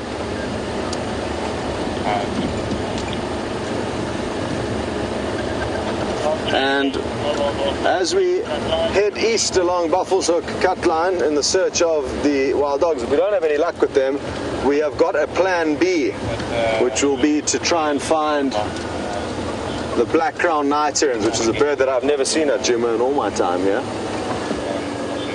But for now, we've got a comical little character sitting in the tree. Don't go anywhere. There you go. Alert to Craig. I came from Cameron's area down here, so I checked the site there by GPS or... Oh, this to me looks like a youngster that would have been born this year. It doesn't have the pink coloration around the eye and the throat, which would be indicative of an adult, and it's also got a very small beak, so a young little hornbill. Very good. Oh, has Johnny just got another one there? No. Good. Oh, they're moving about here. You see, there's the pink around the neck and the eye that I was talking about, indicating an adult bird. That looks like an adult female to me, possibly not very big, but this could be a whole happy family jumping around here, youngsters and adults. There they go, probably feeding on nothing, having a dust bath. Come on, carry on. That's one of my favorite things to watch, is birds rolling themselves around in the dust, ruffling their feathers. It's an interesting cleaning technique, this, because who would think that rubbing yourself in dirt is going to help keep you clean, but it actually does. It helps them to get a little bit of grip and traction as they comb through their feathers with their beak, and that way the dust or fine bits of sand almost help remove little parasites that may be hiding in and amongst the feathers.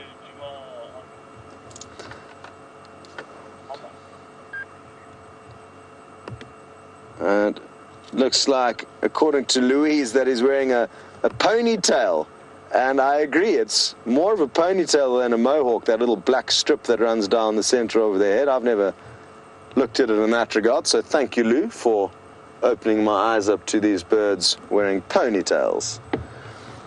Now, one of you is suggesting that the bird that was seen at Pete's Pond that we're not sure of was a bee-eater.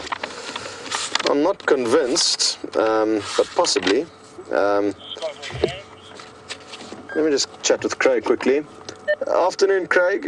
No news, my side, yet, sadly. Alright, Cody, thank you, Scotty. Sort of find out whereabouts located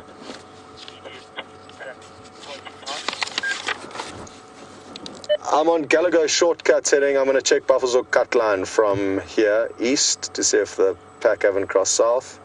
Thereafter, I'm going to be hunting the black-crowned night herons that you saw dodging me this morning. Alright, perfect. Looks like Craig wants to have a long chat, so let's make the most of this. Sorry, I missed the end of that. Before you close down, did you pick up any other tracks for the Nkuhumas? Negative, Craig. The last tracks we had, or not we had, Tax and Ad, were going east away from the Gallagher waterhole. That's the last. Thank you, sir. Copy, no problem. So, now, speculations that the bird seen could be a little bee-eater. It's got no red on it, so green coloration, yes, but it's got a yellow throat. There's no red on it. The white-fronted bee-eater, maybe it was that one. Not too sure though. Like I said, I need to see a picture. Just a vague description like that can be useful. But it hasn't been in the case with me. So I'm gonna, like I said, I need to see a picture, and therefore we can start taking some calculated guesses as to what it is. Otherwise, we'll never get to the bottom of it, I guess. But bee-eaters weren't far off. But there's not a red and yellow around the neck or head in the bee-eaters that we get here. There might be a slightly different one that you get up there that fits that profile.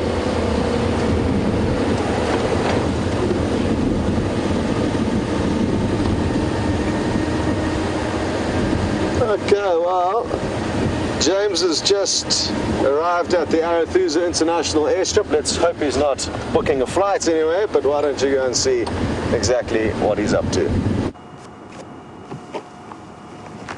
Hello, everyone. Ow. I was rather hoping I might retrieve this red-billed buffalo weaver's nest. It has fallen out of that tree.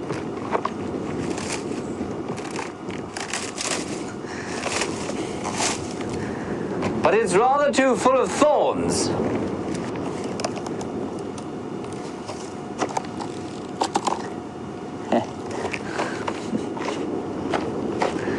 I thought I might just be able to kind of pick it up and bring it across, but it's rather too full of thorns. They're not always made of thorns, they're often made of just sort of dry twigs. That one has obviously been, the material's been sourced from acacia trees around here. It's very spiky, and it must have fallen out of that tree there, I suspect, during the last storm that we had. Anyway, there's nothing in it at the moment, but it is quite interesting in that although it looks just like a pile of sticks, it's very cleverly interwoven, and within it there is a little grass section. So each pod in which the couples will live, it's like a sort of flat, if you like, a block of flats in which couples of birds live. Each little pod in which each couple lives is a sort of intricately woven bit of grass inside the protective thorn layer. It's really quite clever. I didn't realize that before. So many new things, David, every day. Replug myself in. We are now on the Arathusa International Airstrip, and we will be driving to the south of it and then back to Nkuhuma.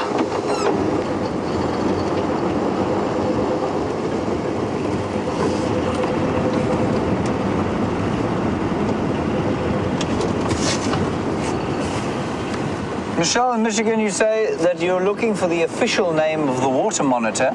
Well, the official name, last I checked, was the water monitor. It might also be called a water legavan, but that would be a South African term which you won't find. I'll find you the Latin name now, and then you can look that up if you like. See, I'm multitasking, David. It's called a water monitor, Varanus niloticus. So V-A-R-A-N-U-S, V-A-R-A-N-U-S, niloticus, N-I-L-O-T-I-C-U-S, N-I-L-O-T-I-C-U-S. I am reading and driving, such is my skill.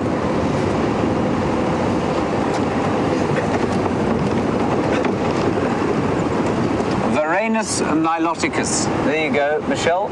Definitely called a water monitor out here.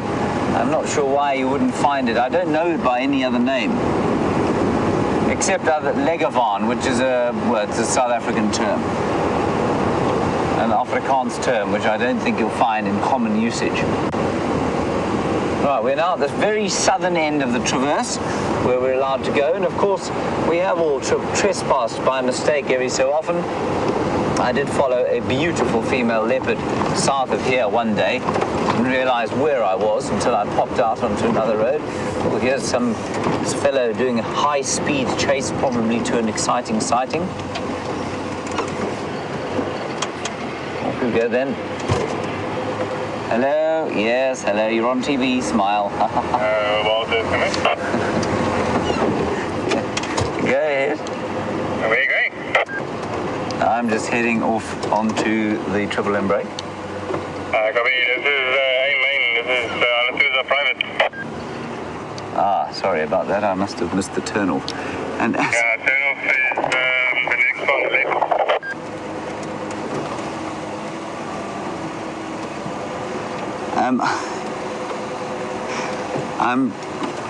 I am 20 meters beyond where I'm supposed to be. It was this road that I meant to take. Of all the times to make a mistake like that. I'm sure I've gone down that road before. That is deeply, deeply embarrassing. It's this road that we're supposed to take, not that one. You heard him say there, WildEarth, come in. Go ahead. I thought he was going to tell me about an exciting sighting. Where are you going? To the Triple M brake. You are in the wrong place, not on this property. Fair enough. Let me reverse.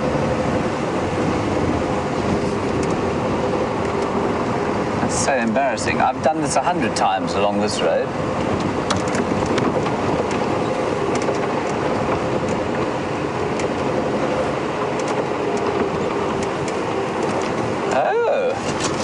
Now, Gracie, you say you've heard Scott singing.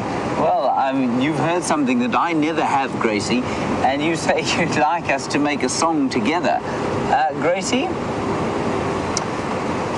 Look, I will suggest it to Scott, but the last time that we performed music together, he played the drums and I played the guitar, and he said to me in no uncertain terms that it would never ever happen again. So I'm not sure we'll be able to convince him, but we can try, certainly. I was hardly far off track. I'm sure that fellow was being a little bit ungracious to me. Anyway, so it goes.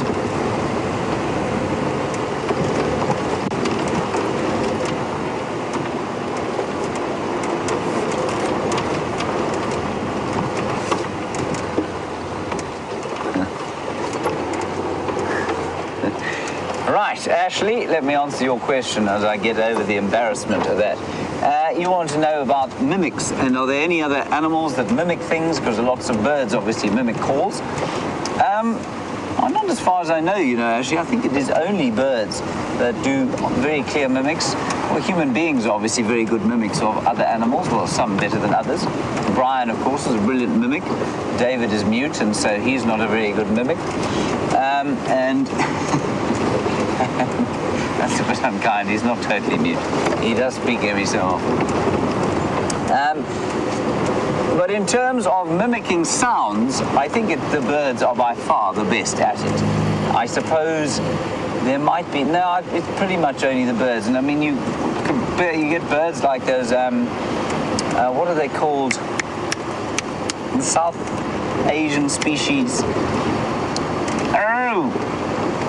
Lyrebirds, thank you, Louise, lyrebirds, that will mimic exactly the shutter of a photo of a camera going ka-ching. They'll mimic a chainsaw cutting the forest, and there's this iconic shot of David Attenborough filming, or certainly narrating over a lyrebird that makes all the sounds of the forest, and then has started to make the sounds of the cutting of the chainsaw. And it's an amazing kind of profound moment where we realize that the lyrebird is actually singing of his own demise as we cut away the forests in which it lives. But lyrebirds, amazing birds at making different sounds. Okay, let's head across to Scott. I'm going to get off this long, straight, bumpy road. Hopefully see you on Juma. I might see you at Nkuhuma. Could be.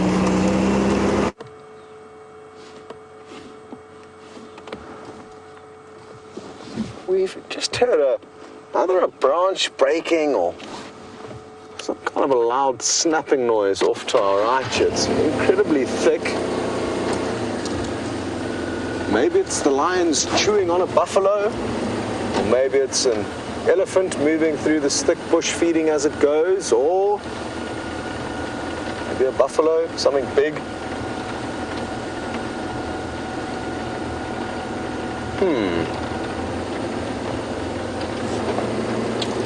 This is one road that wasn't checked this morning, so I'm hoping the lion are just going to be sleeping in the middle of it as we come around the next corner.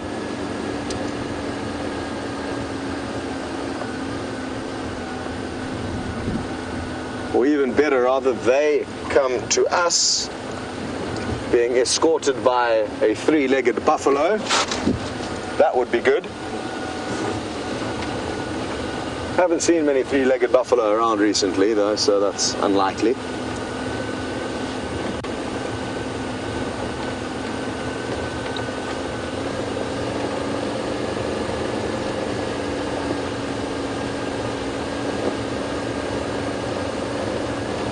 Okay, James Richards, you are just like me, jealous, I guess, of Gendre's adventures into Madagascar, and you would like to know what was the favorite animal that Gendre got to film while he was there. Now, we have been discussing the various things that he's been filming and doing whilst there as well as in Australia, but I haven't posed the question just like you have. Genre, the chameleons, lemurs. Oh, we need to send you across to James quickly. Oh.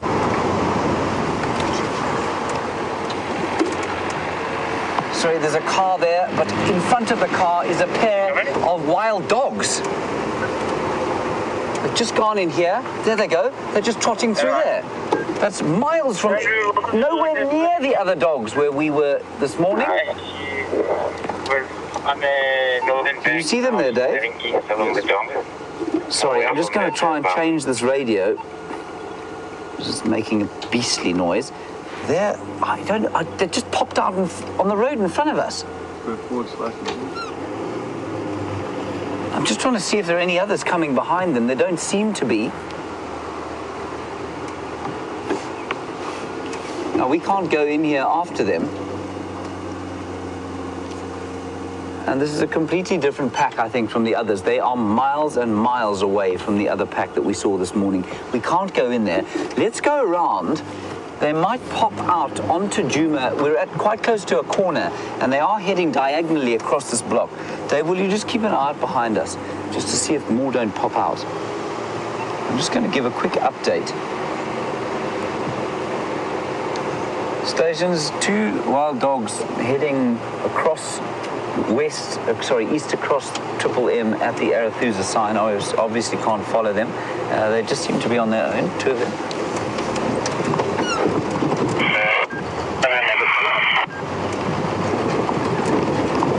I'm not copying, guys. I'm sorry you'll be able to hear me, but they went straight across Triple M in an easterly direction from the Arathusa sign.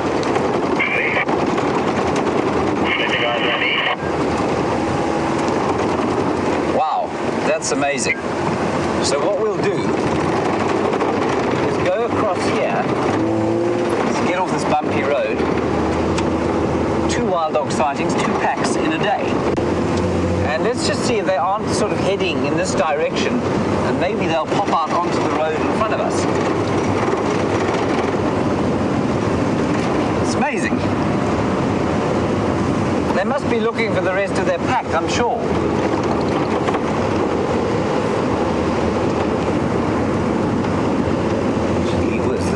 Fantastic stuff. Blind luck, of course, and the blind luck I haven't had for the last 4 days. All right, let's go down here. Hold on, David.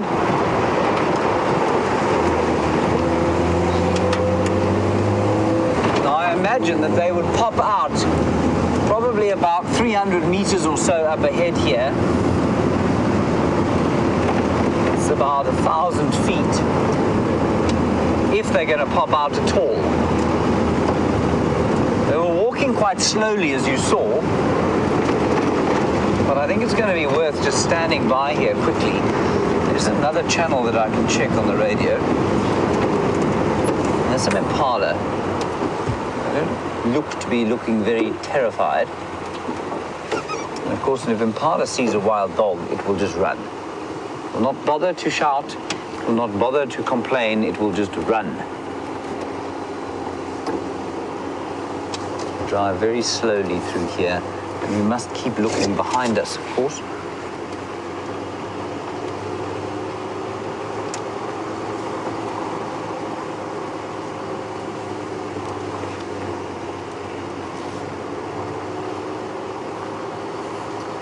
Which is quite interesting what Deborah, Armchair Traveller, says there. She says, well, no, basically I think she's saying because of the events of the afternoon, we've managed to bring you wild dogs again. Basically, if I hadn't made that mistake, wasted those extra 2 seconds reversing and then turning onto the road, I'd have missed those dogs, gone straight past them. Absolutely astounding. Now, there's a road here, and I wonder if they're not going to pop out on it. It might be worth just standing by over here.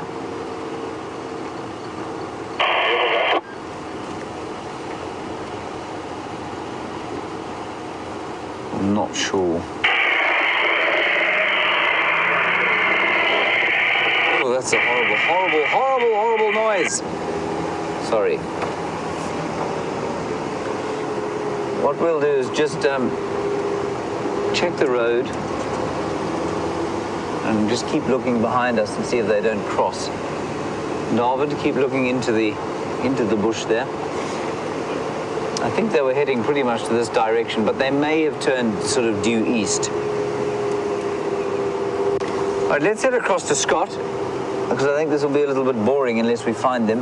Let's go across to him, find out what he's doing, and I'll keep you posted if we see them again.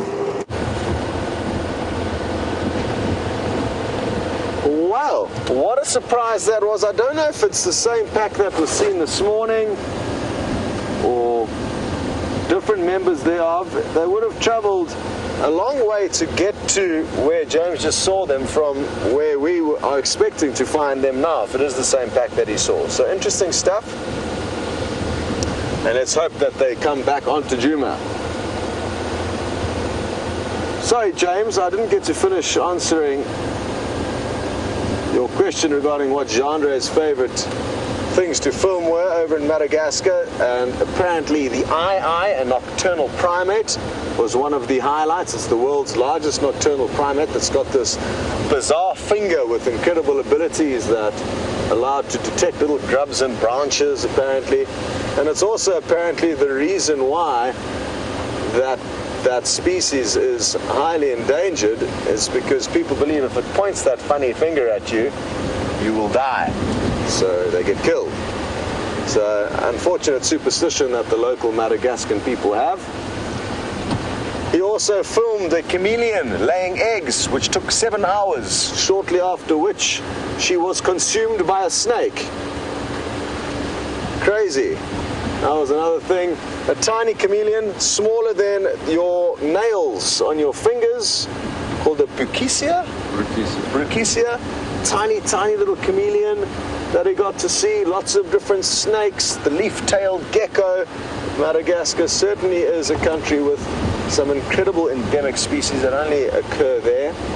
Sadly, though, it seems like their conservation strategies are not so sound, and compared to Jeandre's last trip there, there is less and less habitats available for a lot of the wild animals of Madagascar, and it doesn't seem like that problem is getting any better. So that's the sad reality of it. The moral of the story is, I guess, you've got to go and experience these places while they still exist, or try your best to be able to curb the damage that us humans are causing to the planets, which there's many ways, I guess. Just recycling in your own home is something that would be an easy start that everyone could do. Oh, we have a Cape Buffalo in front of us in the road. Maybe if we're lucky, it's the three-legged individual I was hoping to see getting chased by the Nkuhumas. I'm now on Gallagher's shortcut.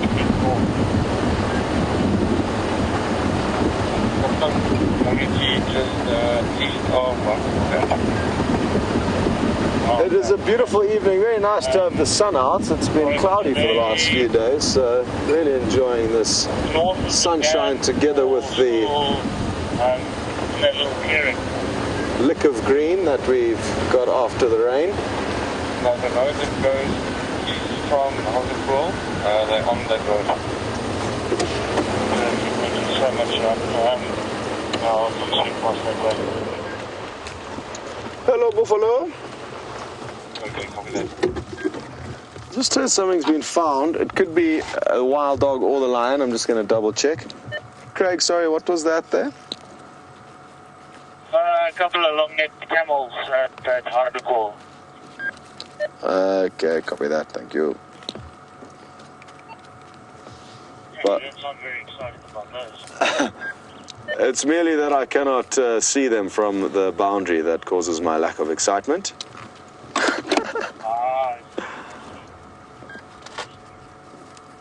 There's some giraffe, which Craig has called long-necked camels, that have been found, but not where we can go, hence my lack of excitement. Hello, Cape Buffalo Bulls. Have you seen the lions anywhere? It's not looking like you guys are awfully worked up. But, to be honest, had they have seen those lions 20 minutes ago, I don't think their behavior would be very different to what it is now. They command a lot of respect, these big old boys. Let me just roll forward a bit for you there, Jean-Andre.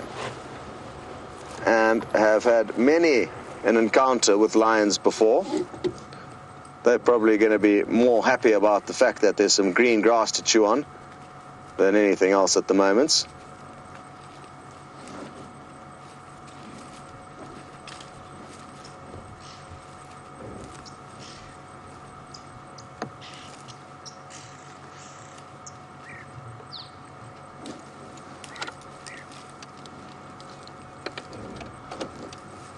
Very, very good. Let's leave these big old boys to carry on grazing. I want to try and get to the Buffalo's Hook waterhole so that we can start the search for the black-crowned night herons. But wait a moment first. What is that bird sitting in the dead tree down there, Jean-Andre?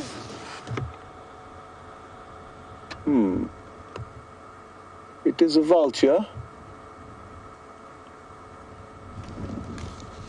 Huh. It's holding its wing out very strangely. I don't know why it's doing that. Let's go and take a closer look there. I don't think there's necessarily any food below it, but hopefully I'm wrong.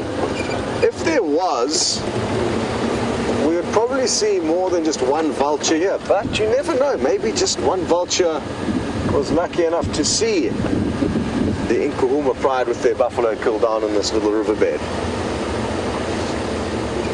But on top of that, I'm interested to try and work out what's going on with its wing. Maybe it's just resting it in a strange position, but usually they would do that after they've had a bath, usually at the water's edge, or they'd be doing it facing towards the sun, almost to warm up. Sometimes they'll do that when it's cold. I'm hoping this individual, I mean, I doubt it's injured. Otherwise, how would it have got up there?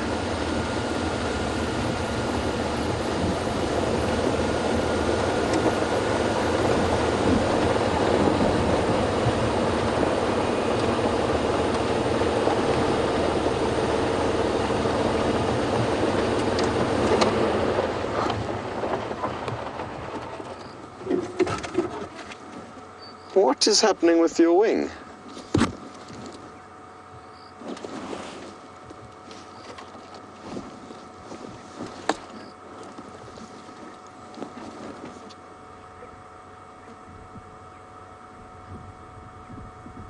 Now, it appears like the left wing to me is being held as it should, normally. You can see how the top tip of that wing is close to the bird's beak. Look at the other wing and how far away it is from the bird's beak. So, I don't know. Can't for the life of me even have a guess as to what it's doing. Let's see if we can get around onto the other side of it.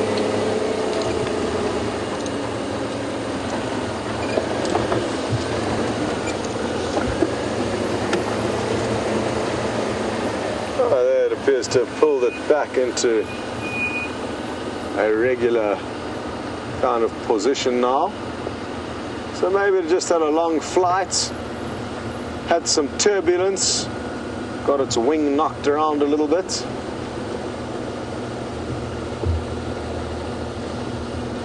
Beautiful. Look at those clouds. Wonderful. Just want to keep creeping forward a little bit so that its beak is not connected to that branch. There we go. Well, very happy that he or she has not decided to fly off, because we are very close to it. So a very welcoming vulture as far as vultures go. Any sign of the lions when you're flying around today, mister? You don't speak English? Okay. All right, well, we'll carry on then if you can't help us. Thank you, though, and glad to see that your wing is not broken.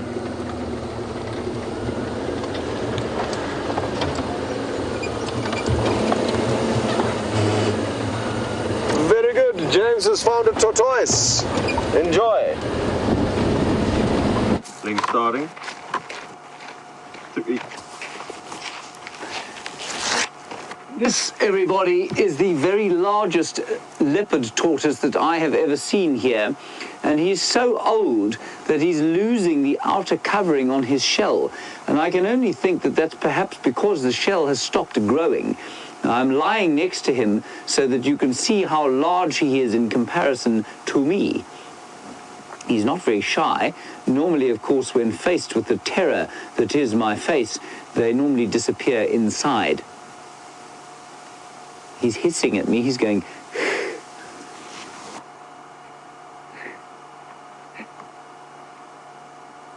Isn't he wonderful?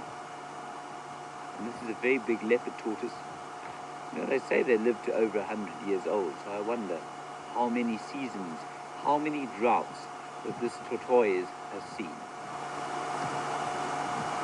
How many droughts have you seen, tortoise? Many, he says, too many to count. What I would very much like to try and do is put my microphone next to his mouth and see if you can't hear him. Audio issue, James. We're not hearing you for some reason. It's because that thing is not out. Andrew, do you still have a visual of my fuzzy envoy? Sorry about the radio there. Yeah, affirmative. For the visual. Okay, copy. I'm just heading to these Blue Medium and I'm going to come that side. Right, you should be able to hear me now, everybody. I hope that's a bit better. Should be receiving me now. Are you receiving me now? Luckily, the tortoise is not a fast-moving tortoise. 1, 2, right. 1, 2, testing. David, is that better? There we go. Okay, now, what I'm going to do is just take the microphone off here, put it next to his mouth, and I want you to listen to him. He goes... Oh, be not afraid, tortoise. Did you hear that? Scott, coming for one. You would have heard him going... Isn't that cool? Yeah. Go ahead. But otherwise, he's very confident. And I mean, the only thing that is going to harm a tortoise like this, I suppose, would be a ground hornbill. They would be the only things that have the bill or equipment to get into this shell. On quarantine clearings and they headed east. Absolutely fantastic. Waterhole from there, and that's There he where goes. the last tracks were seen Look at his this morning. wonderful head. So we don't have a clue. Yeah, where they he's could leaving. be. He's had enough of this. Okay, copy that. Do you think might I just wonder if he hasn't even... He couldn't have stopped growing. He's probably also, you know what, I think that his shell is probably that colour. Sorry about the radio, everyone. I think his shell is probably that colour because he's been through a fire or two. And what the fires do is they do tend to knock off that outer layer of the shell where the colouring is, where that brilliant disguise on the shell is. Okay, thanks. He's not a slow tortoise, that. He's quite a fast tortoise. He would definitely have beaten the hare. Wasn't that cool? Copy, thanks, John. Sounds good. It's the day of the reptile. Hopefully they'll be the same again tonight. And it'll make Let me turn the radio off. Sorry about that. There he goes. Okay, let's go down to Treehouse Dam, have a look what's going on there. I must remember to take this out, of course, when I get out of the car. Sorry about that, Luisi. Am I plugged in? I am plugged in.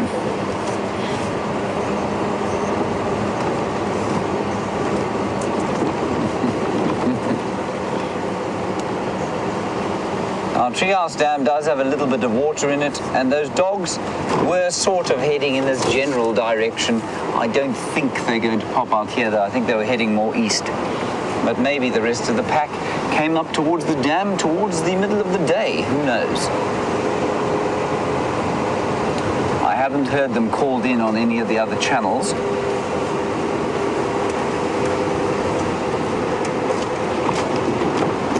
Okay, let's go across to Scott, get an update from him. I'll keep you posted. We've just hit the jackpot. Look at this. It's not one, but 2 African scops owls. Can you believe it? Look at how well camouflaged they are. I bet some of you are still battling to even see them. Sorry, let me just chat with you, hun, quickly. Last week, Saturday night,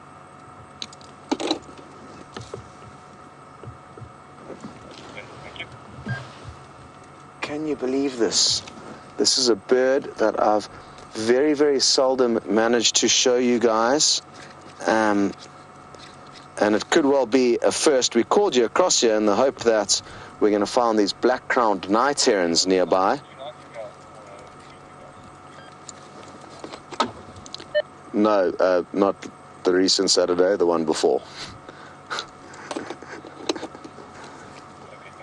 I was just updating you, hun, as to when last we've seen Karula, which, as you heard, was quite some time back.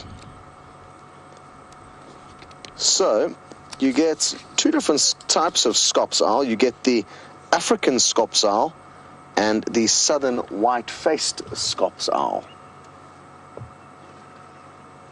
This, to me, looks like the African scops owl, although I can't really see the face clearly, so maybe I'm wrong. No, it is the African scops owl.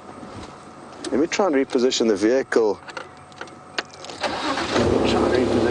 A little bit to get you a more front-on view there. Stay zoomed in if you don't mind, John Red, so I know when to stop.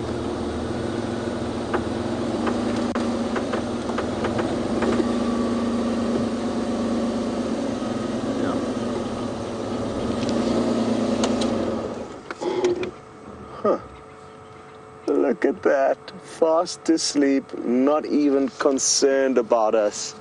They look like little tree stumps, and I wonder if one is a juvenile and one is an adult. We see these birds so seldomly that I'm going to have to double check a few things here. Those little ear tufts are a wonderful little addition to their interesting anatomy.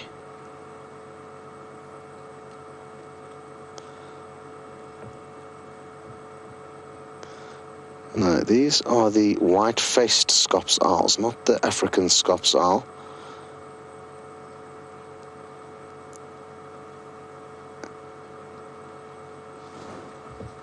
And what I'm going to do is I'm going to just show you the picture in the book quickly. They're not going anywhere.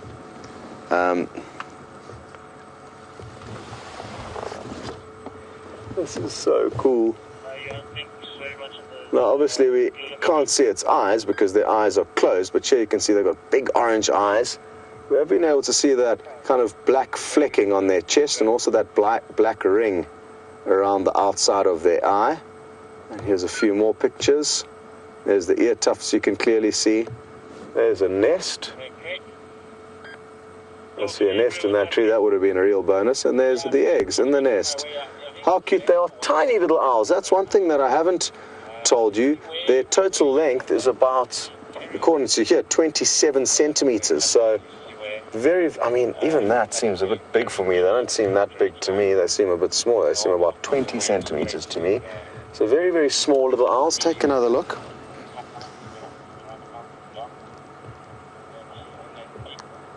And then what we're going to do is we're going to get the African scops owl out afterwards to show you a picture of that.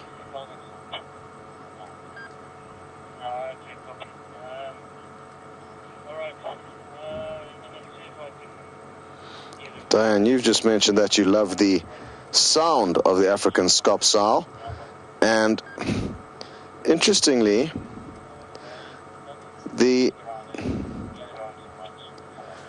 call of this bird is not the one that you're thinking of. You're thinking of the African scaup sow, which goes kurr,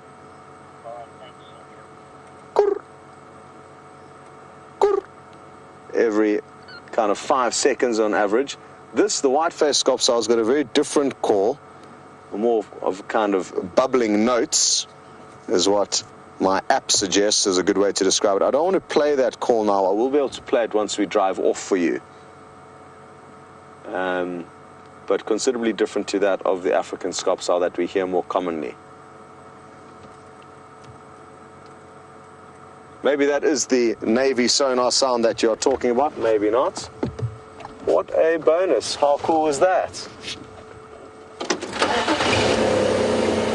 Okay. Matty, you say it looks like the Tootsie Pop. I think we don't get Tootsie Pops here, but it's some kind of something you get in America that has an owl. Need to get you back to James with a raptor hunting.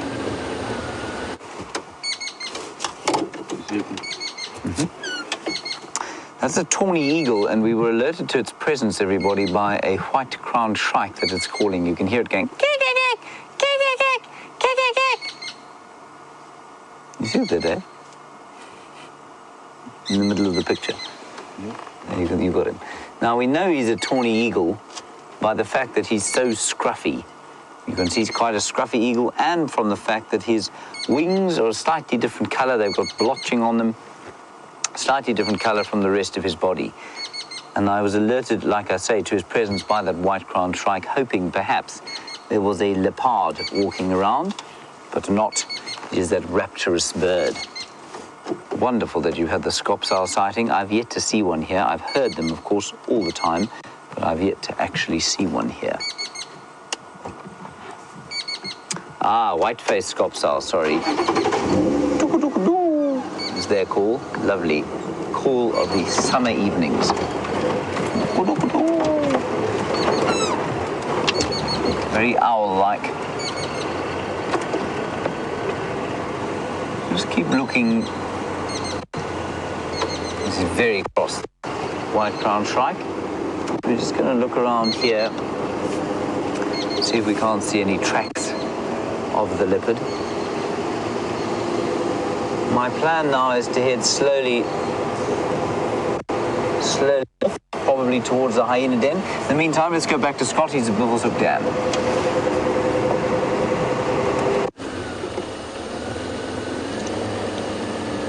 So, sadly my phone's playing up, so I can't play you the call of the white-faced scaup sow.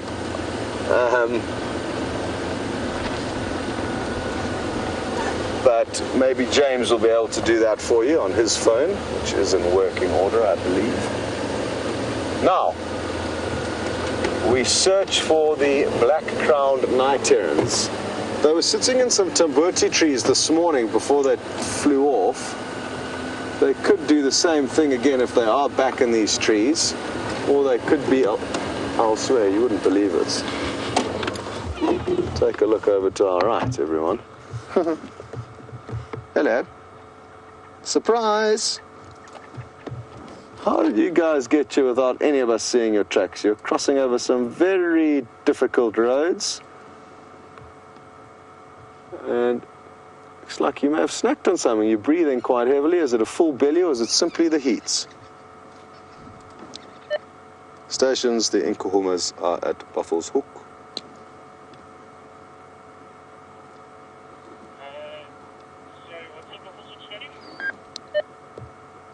Rayons. Big rayons.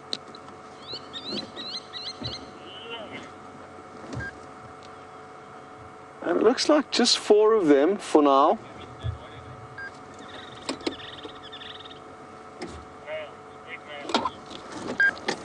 No, I'm joking. It's just the Nkuhumas. There's 4 of them that I can see. Okay, let's get into a better spot. There you can see 3. The 4th one's just behind the bush over there. But let's get into a better spot. So we drove in and I was so focused on everything that side, hoping to see these birds, that we drove straight past the lion. Now we were here this morning but they definitely weren't here. I know that for a fact. Maybe they were further off in some thick bush. Thankfully, though, they've poked their heads out, and now we get to enjoy the last portion of the drive with them.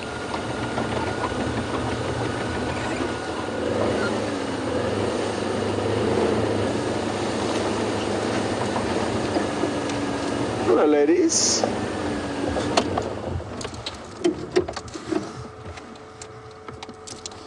Well, they're all panting quite heavily, and I suppose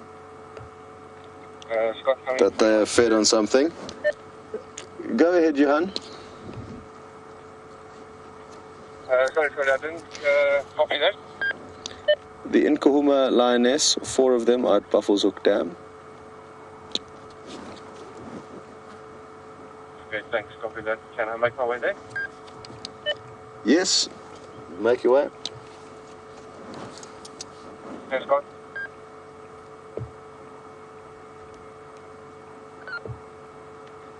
Now, great news for them. Very interested if you can take 3 more. Yep, keep coming, Andrew. Just letting the guys know that they can keep making their way here.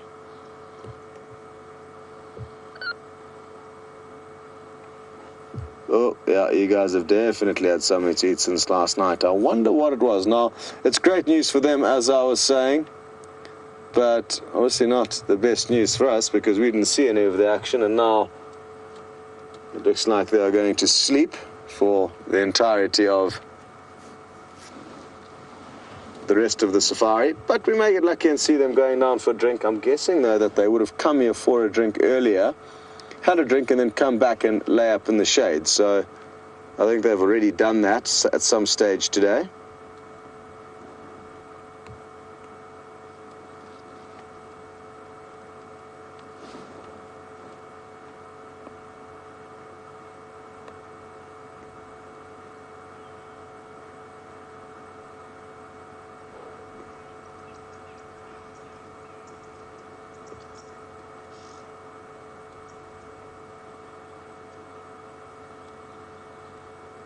Well, they don't seem too happy with the amount of food they've eaten. It's a mistake lions often make, but they need to because they compete quite ferociously amongst one another when there is food on the table. It's phenomenal to see how kind and caring they can be when there's no food, but how drastically that all changes when it is time for dinner. And that is why they will often eat themselves into a state of discomfort.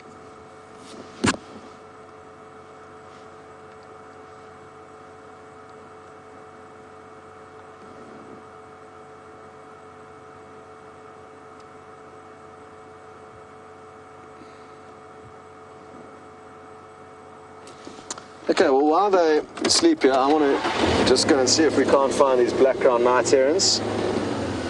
We're just around the corner. We will be back, fear not, but I just feel in their current state we can possibly try and make the most of this beautiful last little golden light that is coming through. Look at that. Beautiful.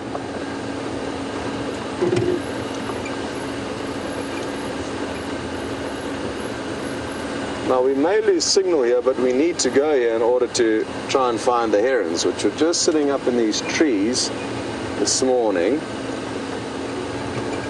There was 2 of them, a happy couple.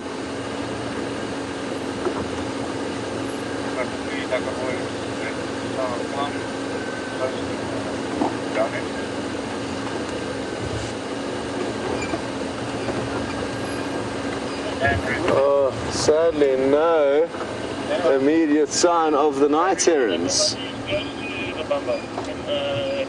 Let's just sneak through the other side here. If we don't have any luck, we will send you across to James, who has got some kind of a trick up his sleeve for you. Something. This is going to be difficult, John. If you follow the main right-hand beam to where my finger is there, it is sitting there. Look at at those colors.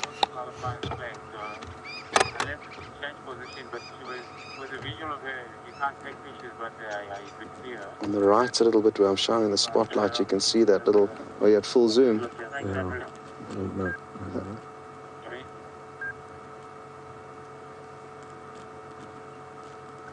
The night heron is sitting there on that branch.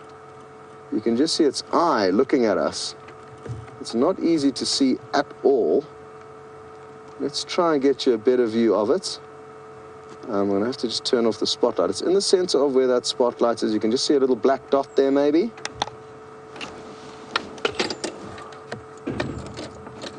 We've stopped in a very awkward angle here, which is making Jean's life tricky. And the light is terrible. It's right behind us. But let's see if we can't sneak you guys into a slightly better spot.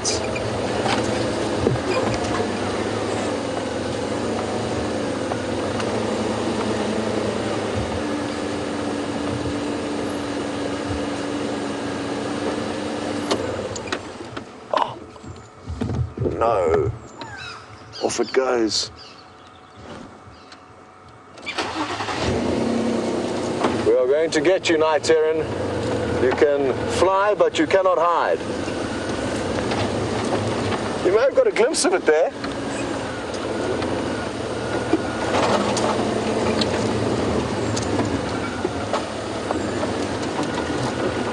Let's try and see if it's not on the other side here.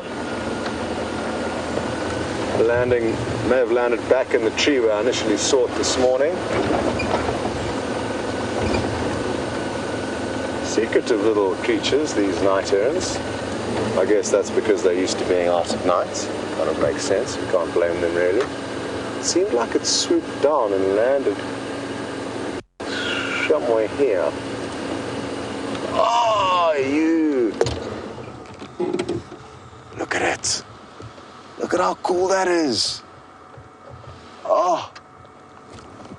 Well done, Jeandre. Let's race up and see if we can't get you another view. Oh, cool. I'm going to show you guys in the book in a little bit. Maybe it's going to have landed at the water's edge. It's that stage of the evening. Maybe it's happy to go hunting now. Yes, it's in the middle of the waterhole. Look at how awesome this bird is. The black-crowned night heron. Bright red eye, yellow legs, and it's got this long kind of streamer that grows down from that kind of ponytail, you could almost say.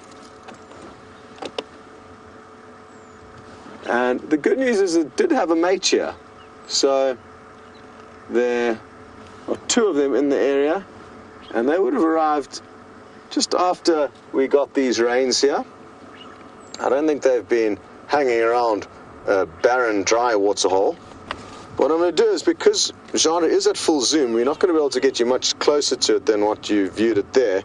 Just going to show you a picture of it in the book.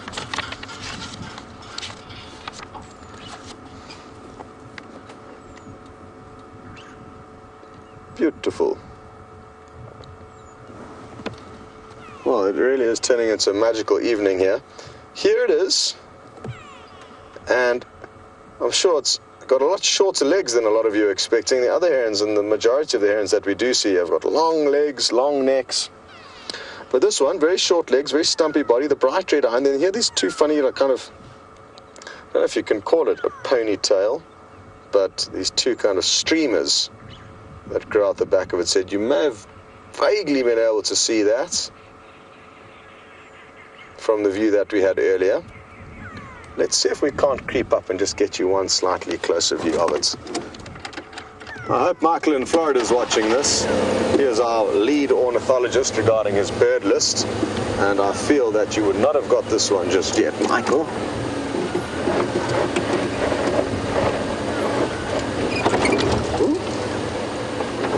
Not the most stealthy of creeping.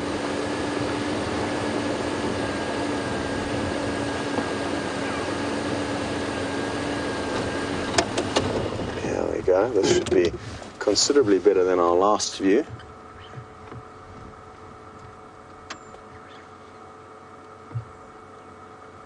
Ah, much better.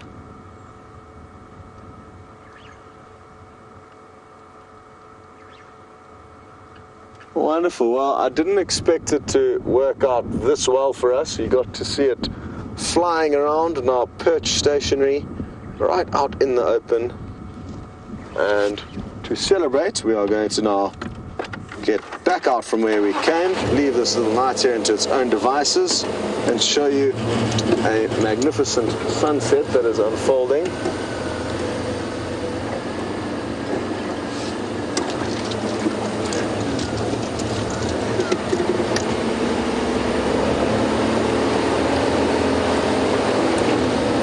Look at that! Magical. Oh, interesting. There's even a vulture perched up in that tree over there. Maybe it's aware of the scraps just in the corner of this tree here somewhere. There it is, yeah. So, oh, magical. Look at those colors of vulture silhouetted. Possibly this vulture did get to understand exactly what the Nkuhuma lions killed. And who knows, maybe there's still some meat there that they're going to head back to. Time will tell. We are going to send you over to James now and get into position with the lions for when you return to us. We've just arrived at the hyena den, everyone. I'm not sure what's going on. 2 adults here, no babies out at the moment. One of them going towards the den, perhaps to call out the youngsters. I haven't seen, I don't think, the obviously injured one from this morning. Unusual that they're not all out at the moment. I wonder if maybe some of them have moved. I don't know.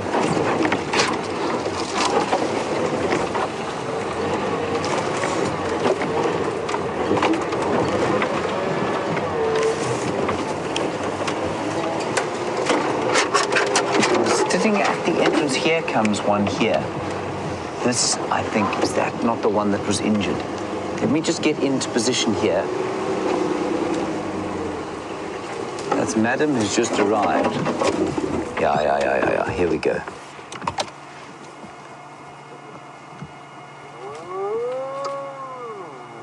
No, that's not the one who was injured either.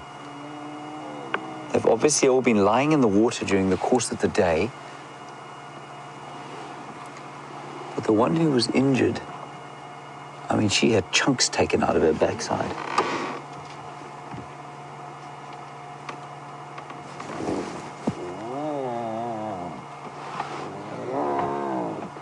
None of this lot have had any trouble like that. Here come the little ones.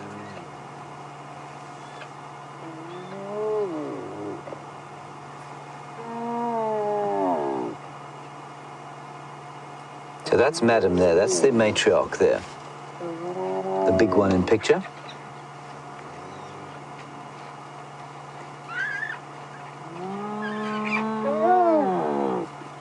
I think this is a male, is it not? I think this might be a male. Yeah, it is one of the males. It is one of the males.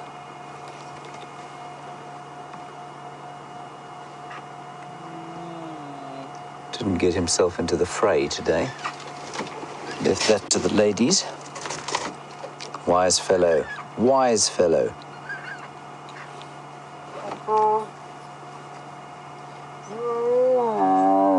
There's a huge activity going on here. Madam the matriarch pulling her youngsters out. Maybe the other female is.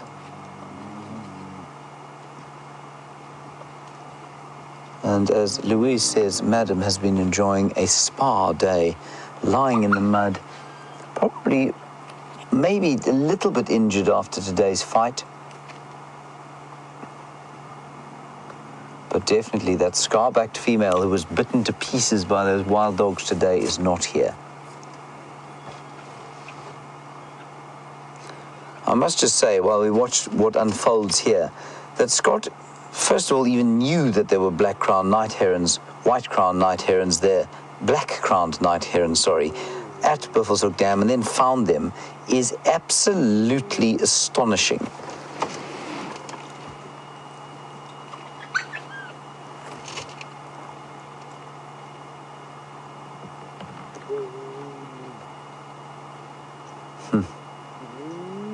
There's the male greeting them.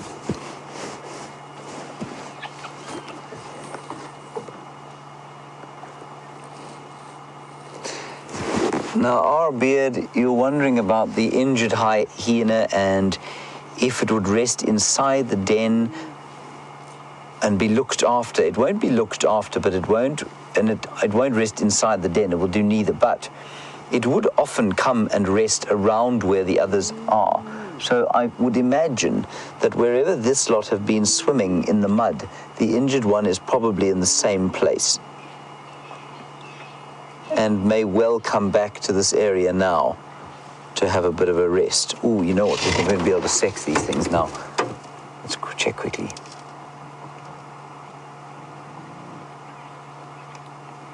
Right, the one behind, I think, is a male. The one underneath the mother now, I think that's a male.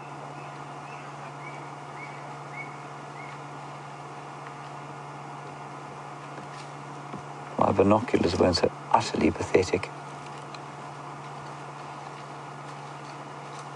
Not worried about stepping over that zizzyfoot. Yeah, that's a male. It's definitely a male, so we've got at least one male there. While I try and sex the other one, the lions are up. Let's go back to Scott.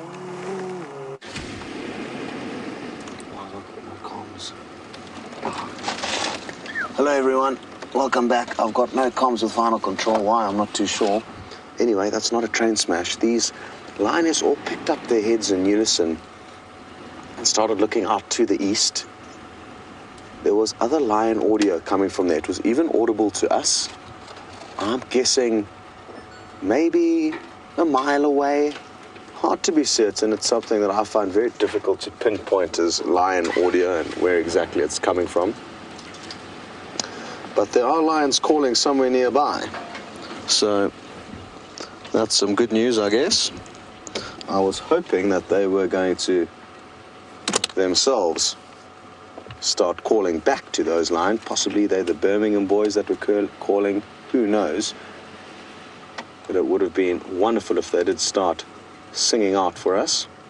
Could happen a little bit later. Let's wait and see. I'm going to try and I'll fix my comms issues, which is going to be tricky. So Lou, if you do want to go back to James, that would actually be kind of useful while I try and get the comms sorted. So everyone, don't be surprised if you find yourselves in a different change of scenery now.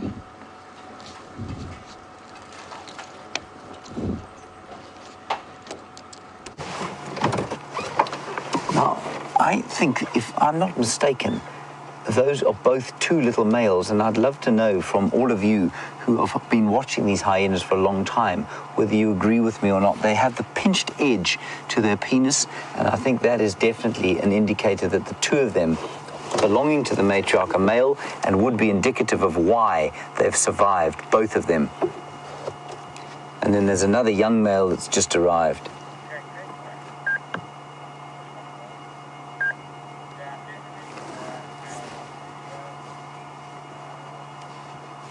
Amazing stuff, astonishing, flipping social structure that they have. It really is just amazing. Let's see who else arrives during the course of this evening. We obviously won't be here after dark. Quite a stink coming over the air now. That matriarch was scent marking with her anal gland, which has a very powerful smell.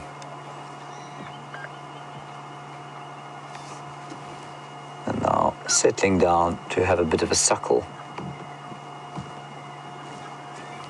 I'd be interested to know which water they've come from. It's not the Gallagher Pan, which is quite close by to here. They've come from the opposite direction.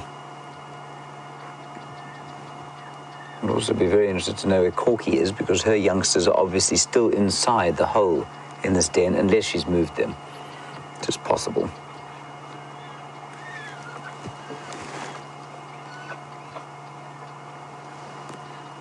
Now, Iggy, as I said, that I thought maybe, well, I don't know, I'm just guessing, because Corky's not here and her youngsters haven't popped out, and they have often been out here on their own even. And Iggy, you say, if one moved den sites, would they visit each other? Would they hunt together? They'd certainly forage together, absolutely. That would happen. Whether they'd visit each other and go and have tea and scones, I'm not sure. I don't think so. I don't think they'd make the effort to go across and say hi. But they do live in the same territory. They would absolutely recognize each other. Dave, I'm going to try and sneak a little bit forward. Get a slightly better view. All right, back to the lions with Scott. They're getting up. Well, the other lions that we heard roaring earlier have just roared again, and one of these ladies let off one grunt, ooh, but didn't continue singing. She could well at any stage, but it certainly has got these ladies up. I wonder who it is. Maybe, just maybe, we're going to get to see them meet up with the Birmingham boys. That would be an incredible way to show a lot of you the Birmingham boys for the first time. The newer viewers who have been here since kind of Christmas wouldn't have seen them, as I think the last sighting we had was on Christmas Eve, the morning of Christmas Eve last year. So it's been quite a while since we've seen the big dominant males of this area. And it looks like these ladies may be preparing themselves for that meeting right now. And this is the cute, caring, cuddly side of lions that fascinates me, because they can be so gentle and tender when they desire. But like I said, even with one another, come dinner time, they will put away this caring and cute friendliness that we're seeing right now and lash out at one another to try and get the best possible portions of food.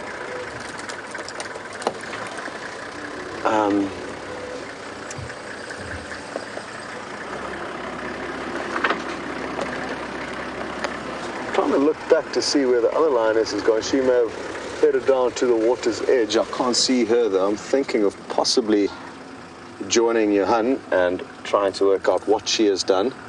Half of me is also wanting to go and try and look for those other lions that are calling. It could be close enough to us that we could actually find them. But Andrew, another guide, has headed off in that area, so we could get lucky. This is Amber Eyes. This is the one lioness that I can tell apart with relative ease from the others. She's got those burning amber eyes. Others are a little bit more tricky for me. It looks like they are all going down for a drink.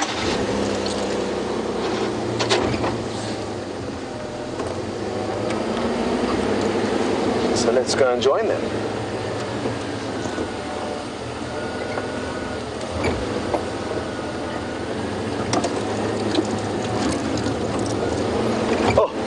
Maybe just whip the camera across there. Look at that, everyone.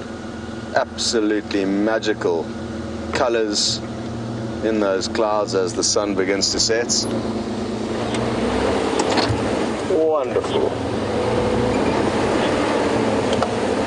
Oh, we've interfered in the lioness's toilet stop here on our right. Oh, and it stinks. We are downwind of her, and ugh, that is horrible. Not the best consistency poop I've ever seen a lion deposit. That is not regular. Maybe they were chewing on a rancid item of prey. And she has now blocked our route. Ugh. Not very pretty. Let's scoot along past and get into spot. We'll just let her escort us down to the waterhole. It looks like the other ladies are going to be following behind us. What I'm going to maybe try to do is actually get onto the opposite side of them in the hope that we can have the sunset behind them for some stunning shots. So hold on as I try and rally us into a decent spot. Ooh, I think we might be in the money here.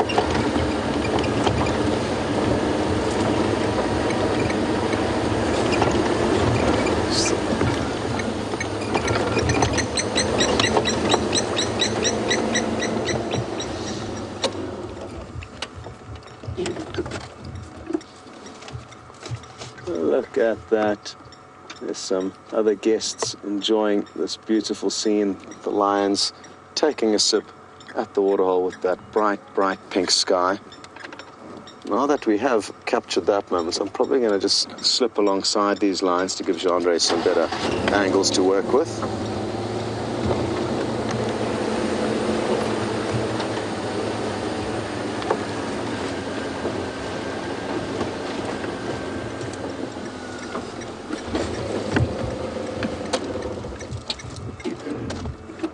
Beautiful.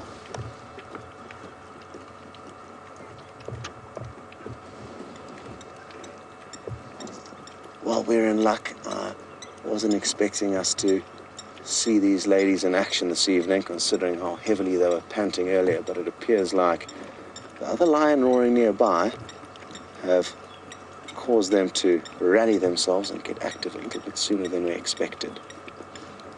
The blacksmith lapwing is calling in the background. Chip, chip, chip, chip, chip.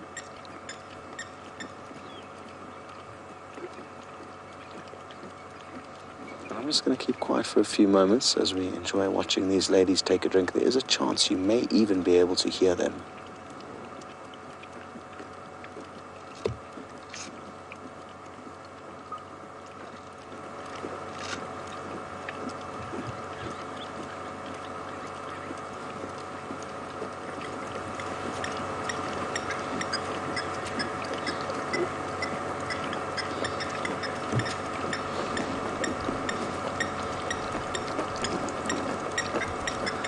Awesome is this audio of them drinking.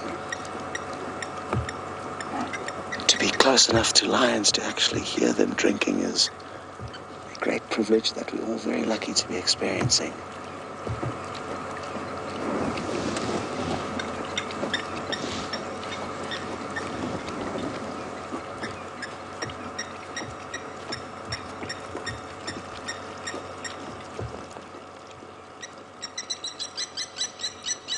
Well, the blacksmith lapwing really got excited. That was it calling there. It's crescendo.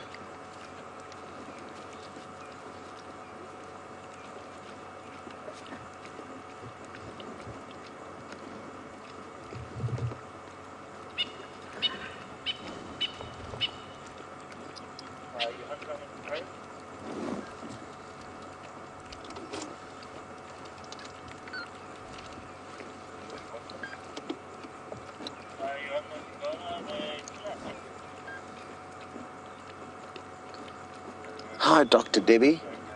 You said you are terrible at judging the animal sizes over the screen. And Debbie, I think it's very difficult for everyone, not just you, to be able to judge the animal size when not being here in person.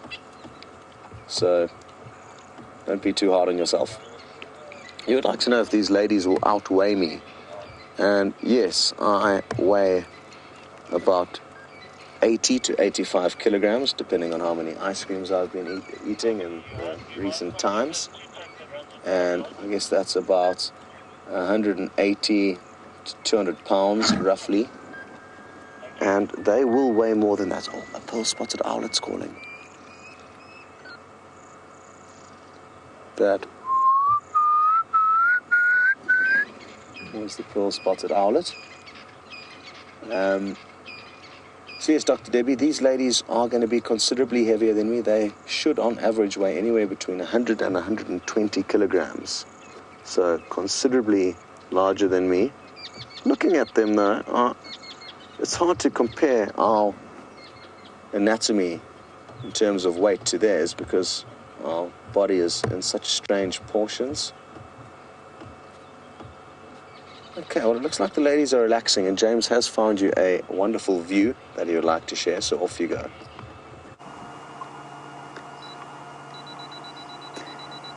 Everybody, I just wanted to quickly show you an incredible scene of a sort of volcanic look, or volcanic color, sinking behind the Drakensberg there. You had the lions drinking in that incredible light. And I'm going to send you straight back to them now, but just look at the color there. Isn't that unbelievable? That is the magnificent Dragon's Back or Drakensberg Mountains, with the Hoedspruit dubious settlement nestling in the shadows. Let's go back to Scott and the lions. And while you were gone, you'll notice we would have repositioned the vehicle ever so slightly. I had one or two tires actually in the Buffelshoek waterhole to try and get the right angle, which I feared we may have got stuck in, but thankfully our trusty jigger got us out. I really do hope and feel confident that these ladies are going to call for us tonight. With those other lions calling nearby, I'm feeling very hopeful. Maybe it's the missing member of their pride. We'll get to see them reunite. Hello to Doretta, who I think may be joining for the first time. It's a great pleasure to have you with us, Doretta. You like to know the ages of these lions, and it's difficult for me to say. I would say, though, that the oldest lioness, who's got a very pale face in comparison to others that we'd obviously battle to see now because they're all facing away from us, but I'll put her at around 8 years of age, and the youngest at probably around 3 to 4 years of age. So mixed ages. There is also a fifth member of this pride, but she is missing at the moment.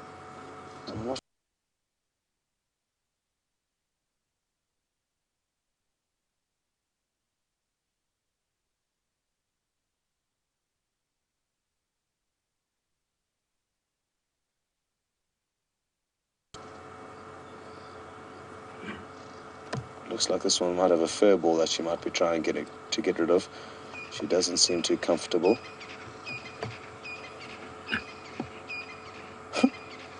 Let's see if she can't get comfortable. Hello, Dylan, in Cedar Falls, Iowa. I think you may be watching in between your university lectures. What a great way to spend your free time between studying. You'd like to know why they all lined up to drink together, and it's the same reason why we see them all flopping around together now. They are highly, highly social cats, the only social cats really in the world. Most other cats, doesn't matter where you go on the planet, will not form big social groups like lions do. Occasionally, though, it must be said that coalitions of male cheetah are formed. That's the only example I can think of out of the African cats. Other than that, usually they're solitary, but lions are different, and this behavior that you can see here is confirming that, and that's also why they just like to do things together. It's, I guess, like you going to a pub with a group of your friends and renting a table together as opposed to going to opposite ends of the bar.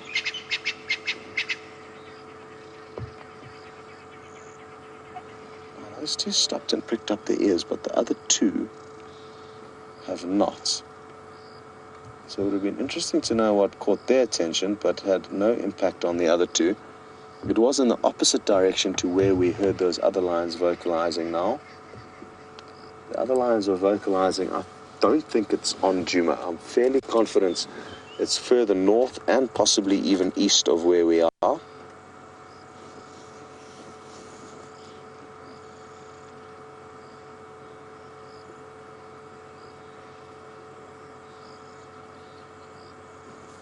Hello, Mr. Moustache, who is watching in Iceland. I hope to come and visit you there one day, Mr. Moustache. That sounds like a very interesting part of the planet. You would like to know if lions are scared of water, or dislike water, rather, is probably a better word. I don't think you used the word scared. Yes, lions of the Sabi Sands are not interested in getting their paws wet. Only if they have to cross a river for a very good reason will they get their paws wet, but they will never lounge in water like tigers would, which It's strange. I mean, you can't help but wonder why they don't, because it would certainly keep them cool, and especially considering that the lions of Botswana and other areas of Africa will become very comfortable with moving through the water. Jean-Ray, let's see if we can capture this. There's a nightjar that's come over the water here, and it's drinking. It's just moved off. That might come back. It's quite a slow moving. Here it comes back, Jean-Ray, from left to right. It's quite a slow moving bird, so we should be able to capture it, relatively speaking. Oh, well done, Jean-Ray. Look at this. Oh, imagine being able to just swoop down and take a sip like that so casually. Jean-Ray made that look a lot easier than it was. I'm going to ask you while you're across there, Jean-Ray, to just also show one more thing, and that is the night here, and it's at about 10 o'clock. I'll use my spotlight just above it, just below where my spotlight is. That should give you enough light, and it's busy hunting. This is the black crown night here that we saw earlier, and now we get to see it in full hunting mode. Look at that, poised and ready to send that sharp beak plummeting into the water after, I'm guessing, frogs in this case, or tadpoles. Oh, there's the blacksmith lapwing in the background. That's the critter that made the noise earlier on when the lions were moving. Oh, it found something to snack on there as well. So the birds are upstaging the lions at this stage. Having said that, though, the lions have just popped their heads up again, so let's take a look at what they're up to.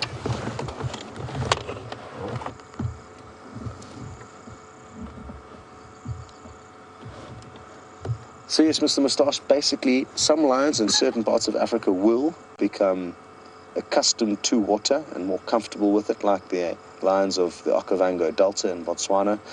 But the lions here of the Sabi Sands are not interested in getting wet. Look at her ear twitching to try and keep the flies at bay. They will continue to pester these lions.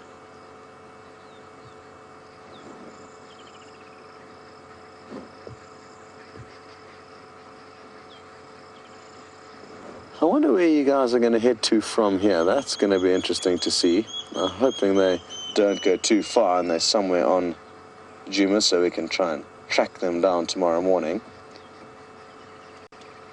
But what I hope more than that is that the Birmingham boys come and visit them. And also just check in on Nkuhuma. This is a portion of their territory that they do need to come and make sure there are no intruders or imposters. But who knows, maybe before the end of the safari they will get active. For now, though, you guys are about to get active and head across onto James's vehicle.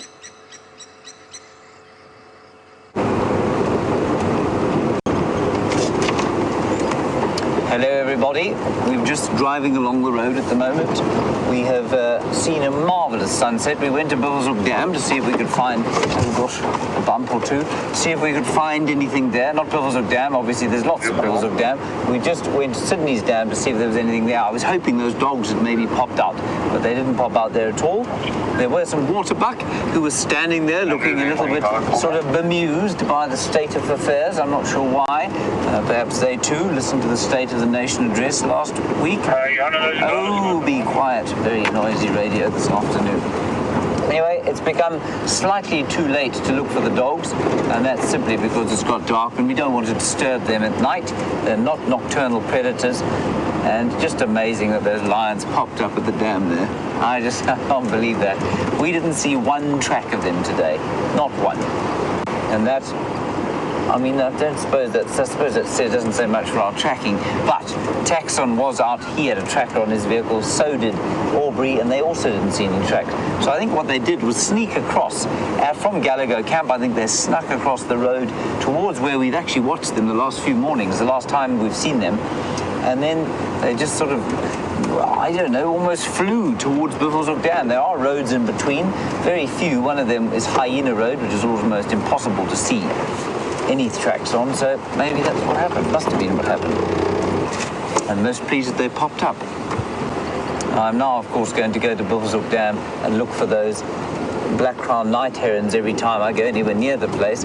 But Scott's skill at finding small things like that is really unparalleled, so I'm not sure I'll ever manage it. The sun, as you can see, has left some magnificent embers glowing on the tips of the Drakensberg there. And this is the first sunset we've had in about, probably 5 days or so. We've had all that cloud, and tomorrow we'll be back to the heat. It was a very, very pleasant temperature today, a lovely 30 degrees. And Scott says very kindly that he will repay me with a fine drink when he gets back for the compliment that I just paid him. Thank you, Scott. That's very nice of you. Anyway, I think it has been the most incredible day.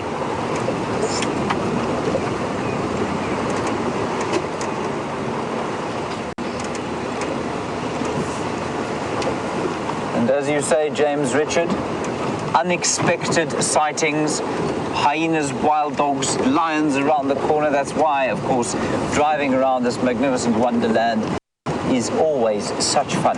That's going to be it from us tonight. Thank you, David, for your efforts today. Well done. We're going to say thanks to Louise, back on the vocals, of course, for the first time in a while. Leanne is heading back to Johannesburg tomorrow, I think, so she'll be off the keys. And in the morning, we must greet Jandre. He's back from a prolonged sojourn. He's with Scott. Let's go back to the Lions. Thank you for your comments and questions throughout the afternoon, and I'll see you tomorrow at 05:30. Bye-bye.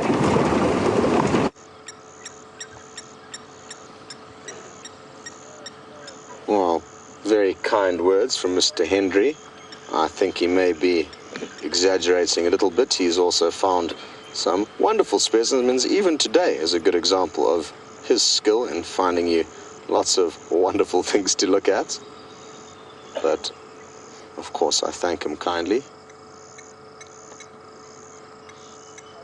Things seem to have cooled off here. No more lion calls. It's just the blacksmith lapwing that you can hear. Dip, dip, dip, dip, dip. Calling nearby. But what a magical evening it's been. You can still see a very faint pink tinge in those clouds. And not only the animals, but the scenery, the clouds, the weather has all been absolutely fantastic on the Sunset Safari. If you have joined us for the first time, like Dorette, please let us know your thoughts and feedback and who you are and where you're watching. We love to hear from new viewers or from the viewers who are silent ninjas who never get a hold of us. You too could let us know. I know Nikki's Uncle Phil is one of those silent ninjas.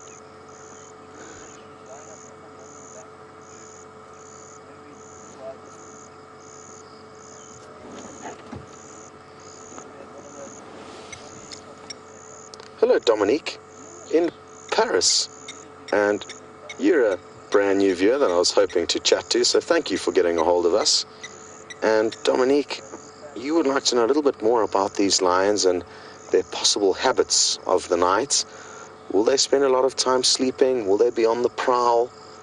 And it really does depend on the individual day and also the season, Dominique. But at the moment, tonight, I'm foreseeing that they're not going to be hugely active because they already have a full belly. It's not going to be comfortable to move around, lugging around whatever it is that they managed to feed on recently. It would have been last night that they caught something, or maybe sometime during the course of the day. We can't be certain. But we did see them coming past our camp at around 8:30, 9 o'clock last night, and they were definitely not full-bellied. Now, in general though, Dominique, your general rule for big cats and regular domestic cats, I think it's applicable to them as well, is that they will spend 16 to 20 hours sleeping every day. And in my history with these animals, it's closer to the 20-hour mark as a general rule. Oh, there was a water thickney calling there. So Dominique, to get them active and on the move requires a lot of luck and timing, and they do the majority of moving at night when it's cool and there is cover of darkness. So because we don't spend too much time out after dark, we don't get to see them moving as much as we would like to, but there are plans to start spending more time out after dark with the correct equipment so that we don't have to interfere with their ongoings. So that is in the pipeline and something to look forward to. And it's great to know that a new viewer is enjoying things all the way in Paris.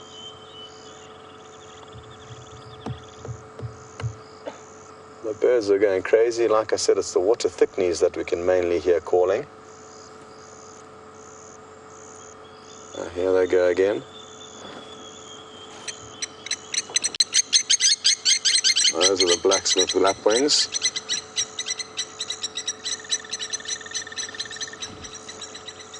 Hello Eileen, you would like to know if it's normal for lioness to split up from their pride. The fifth member of this pride is missing at the moment, and yes, it is normal. Reasons for it, hard to be certain. It's not, you'd assume that one major time that a lioness may peel away from the pride is when she is going off to mate, looking for love. So that would be a good example of when they may separate. Another very good example is 3 months after mating. Once they need to give birth, they will separate themselves from the pride, go give birth somewhere secluded, maybe join up with the pride to feed on a kill that they've made, but not take the cubs back as a general rule to the pride for a couple of weeks. So that would be another time that they would move off. Other times, it just simply cannot be explained. Even watching these 4 last nights on the quarantine clearings, 3 of them moved off and left 1 of them behind. And why that one felt that it made sense not to move initially with the pride, we simply cannot understand or be certain of. So some things in nature we will just never be able to explain, and I guess this is an example of that. They've all got their own personalities and moods, just like we as humans do. And I guess sometimes you could ask yourself, why am I acting so strangely? And even you may not know the answer to your own behavior. Well, Chandra, just to pan across quickly and show you the beautiful clouds while the lions have all got their heads down. Look at this.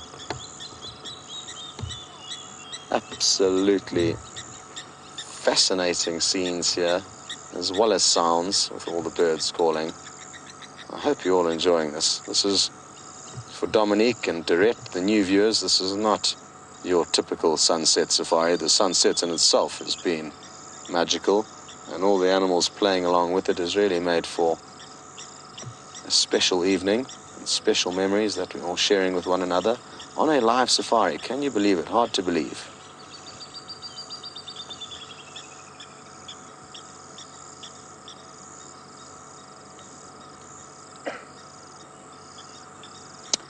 Now, another question has just come through, interested to know about the length of a lion from tip to toe. And I would say about 8 feet from the tip of their nose to the tip of their tail would be the average length of a lioness. So yeah, in and around the 8 feet mark. I'm just imagining myself lying next to one of them, and I'm about 6 foot, and I think they would have an extra couple of feet on me once they are fully extended. In terms of their shoulder heights, probably about 3.5 to 4 feet at the shoulder.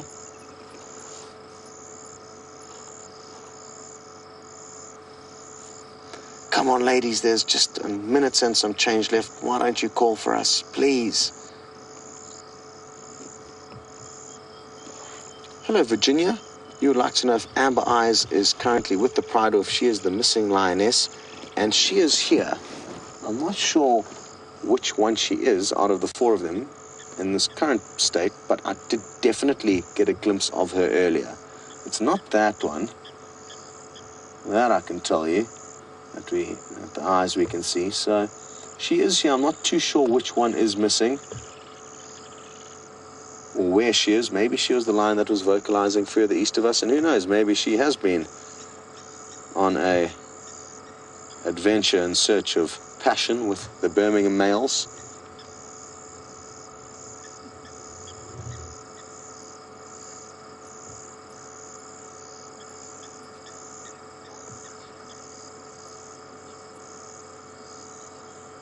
Hello, Karen. You'd like to know if these ladies are having a little snooze to ready themselves for a big night out with the Birmingham boys. They could well be. They very could well be. And we're going to only find out about that in the morning. Thank you very, very much to everyone involved. And especially a big, big welcome back to Genre, who did a fantastic job on camera, considering the only camera he's been working with is an iPhone for the last couple of weeks in Australia. So good to have you back and well done. Of course, Louise did a great job in the director's chair today with Leanne lending her hand, so thank you. And to all the viewers, especially the new ones, spread the word, keep joining in. We will be out tomorrow at 5:30, Central Africa time until 8:30, so 3-hour safari in the morning. Thank you all for joining, and one last quick view of the ladies. We have already snuck over time, but tonight has just been too good to stick to the schedule. So enjoy the last view of them, and we'll see you all on the sunrise safari.